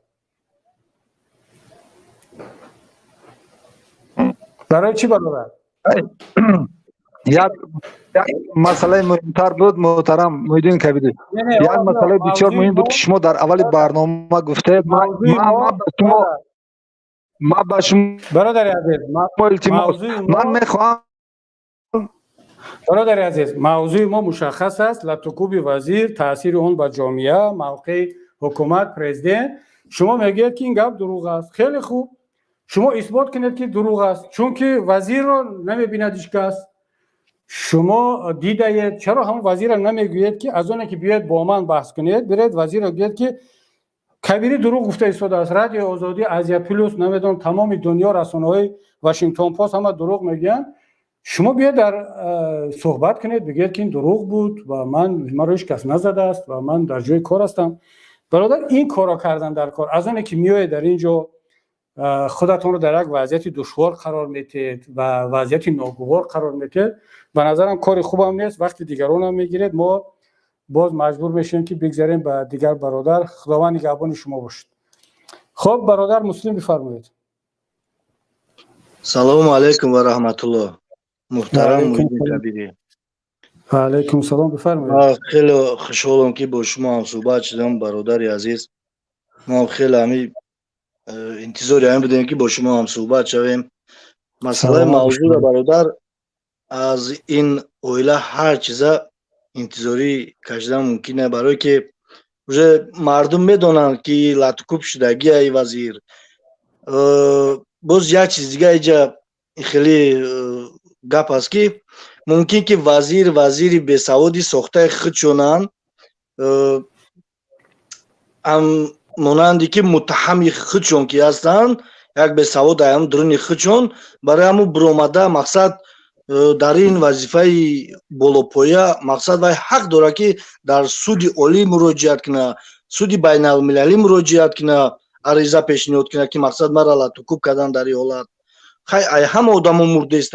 بعد هم ما رفته بعد همی هر یک همو دکتر زدن گیریم و یا بسیار مقصد کارای ناشایم و غیر اسلامی و غیر دولتی را داخلشون ضرور میدونن تا درست میشمارن که و یا حق دارن کرده بیهوده و شما اصل مشکلی را در چی میبینید؟ چرا در تاجیکستان یک وزیر لطکوب میشود، پرزیدنت خاموش است؟ حالا شما گفتید که وزیر از پرزیدنت متهم است. این 100% من شک ندارم. اما پرزیدنت که از وزیر متهم نیست، پرزیدنت از جنش متهم نیست. پرزیدنت تمام صلاحیت و تمام حقوق را دارد، پروکورور ژنرالی دارد، وزیر داخله، وزیر امنیت دارد. چرا اینها عمل نمیکنن؟ مشکلی در چی است؟ مشکلی در یک چیز همه دای فهمو دیکتاتورا و اولاد و هر چیز که خواه و یا در قانون نیست. قانون فقط برای آدمایی که متهم به ویوین خلقی بیچاره دیگه با ویوش که تاثیر نمیکنه ویوده. این اولاد رحمانوف بیهوده نکرده است که نو неприкосновенность. قانون برآوردگی قانون دولتی کردگی چیزورا برای میدونن که باید اگون جزا دیده نمیشوند. ببینید неприкосновенность خود پرزیدنت دارد و از روی قانون نو خانواده پرزیدنت. منم وکیل مجلس نمایندگان بودم، неприкосновенность داشتم از روی قانون، ولی مرا در کلاب لطکوب کردنی شدند. اگر محافظان نمی بودند لطکوب میکردند ولی هیچ کس رو جزای جنایتی ندادند. منم неприкосновенность داشتم. اما جیانهای امام علی رحمان неприкосновенность ندارد برادر. اینا رو چرا جزا نمیتید؟ چرا پرزیدنت عمل نمیکنه؟ چرا پروکورور عمل نمیکنه؟ برادر آخه پروکورورم یک بیسواد آدم خودشونه، سودشم همو خیلی برادر متهم خودشونه. هر کدامی هم که باشه برادر ما و شما همه ما میدونیم خلق عادی که چی کگب، چی MVD، چی پروکورور همش آدم خودشه، همش بچه دنگره، همش همو متهمای امام علی برای همو اگر یا دهن واز کنه ایش هم یکی به اوش میروه. من سوال رو چون با شما کمتر میخوام صحبت کنم، چون تنها شما نه با ملت یا من دارم صحبت کرده ایستادم. ملت تاجیک چقدر باید این را تحمل کند از نگاه شما؟ ما مثلا شما یک شهروند عادی، حالا شاید مهاجر هستید یا یک جای کار میکنید، به نظر شما راه حل در چی است؟ ما مثلا چیکار باید کنیم؟ من همچون رهبر یکی از بخش اپوزیسیا امروز فعالیت کرده ایستادیم، مشکل‌ها را مطرح کرده ایستادیم. به نظر شما چقدر وقت دیگر ما نیاز داریم و چیکار باید کرد که ملت از این گونه فاجعه ها و از این حالت ها دور شود؟ سلامت باشین برادر. من خیال میکنم که وقتی ما خیلی پیش уже تمام شده بود برادر. تو صبر ما چند سالا پیش уже تمام شده بود. ما تنها که فقط که علاج همین را نداریم که ما همین را مقصد ای وظیفه دور کنیم. این باید اوجه یگان ما در یک برنامه مویدین که محمد اقبال صدرالدین همون برادرم گفته بودم که این فقط یه علاج داره برای که مردم فقط التماس میکنن محترم فلانی التماس نکنین التماس خلاص کنین التماس چاره ببینین مقصد که نمیبینن یک راهش هست که فقط پروست استعفا بروند تمام این هم قرار های یگان راه دیگه نداره برادری. سلامت بشه برادر عزیز. واقعا من چرا این سوال ها را داده شدم من میخواهم که بشنوند که فقط حرف کبیری و محمد اقبال صدرالدین و گروه 24 اینا نیست بلکه ملت به این نتیجه رسیده ایستاده است که دیگر نباید این فاجعه ها این مصیبت ها ادامه پیدا کند و پیامم برای خود امام علی رحمان برای کماندش برای مقامداران این است که شما دولت را کشور را ملت را به یک حالا نمیدونم چی نام را استفاده برم مافیا یا یک خواجگی دهقانی یا به یگان گروهی جنایتی تبدیل دادید و تصور میکنید که باید همین خیل ادامه پیدا کند. نه ملت دیگه این را قبول ندارد نخواهد کرد. حالا هم یک فرصت کوتاه هم هست برای بازنگری برای از نو فکر کردن و یک طرح‌های ملی را برای آینده ریختن و دیگر تمام شرایط در دست شما هست امکانیت ها هست دیگر خودتون باید فکر کنید. ما فعالیت خود را ادامه خواهیم داد ملت را آگاه خواهیم کرد ملت در جریان خواهد بود و اگر بدانید که یگان تغییرات و یگان اصلاحات و یگان پیشروی در حیات مردم نشود و مردم این را در حیات روزمرهش حس نکند در معاشش در جای کارش در دکتر در پلیسیا در همه جا در جماعت اگر احساس نکند که در کشور پرزیدنت هست در کشور وزیر هست در کشور سود هست عدالت هست حقوق هست بدانید که همین حالتی که در روی وزیر تندرستی آمد بالای یکایک شما هم دیر یا زود خواهد آمد. در همین جا من صحبت خود را به انجام میرسانم چون رسید 2 ساعت شد ما صحبت کرده ایستادیم و از همه برادرانی که شرکت کردن تشکر میگم و برادرانی که در نوبت بودن فرصت نرسید معذرت میخوام. انشالله در صحبت‌های بعدی باز با هم ادامه خواهیم داد تا صحبت نوبتی در پناه خدا باشد. السلام علیکم و رحمت الله و برکاته.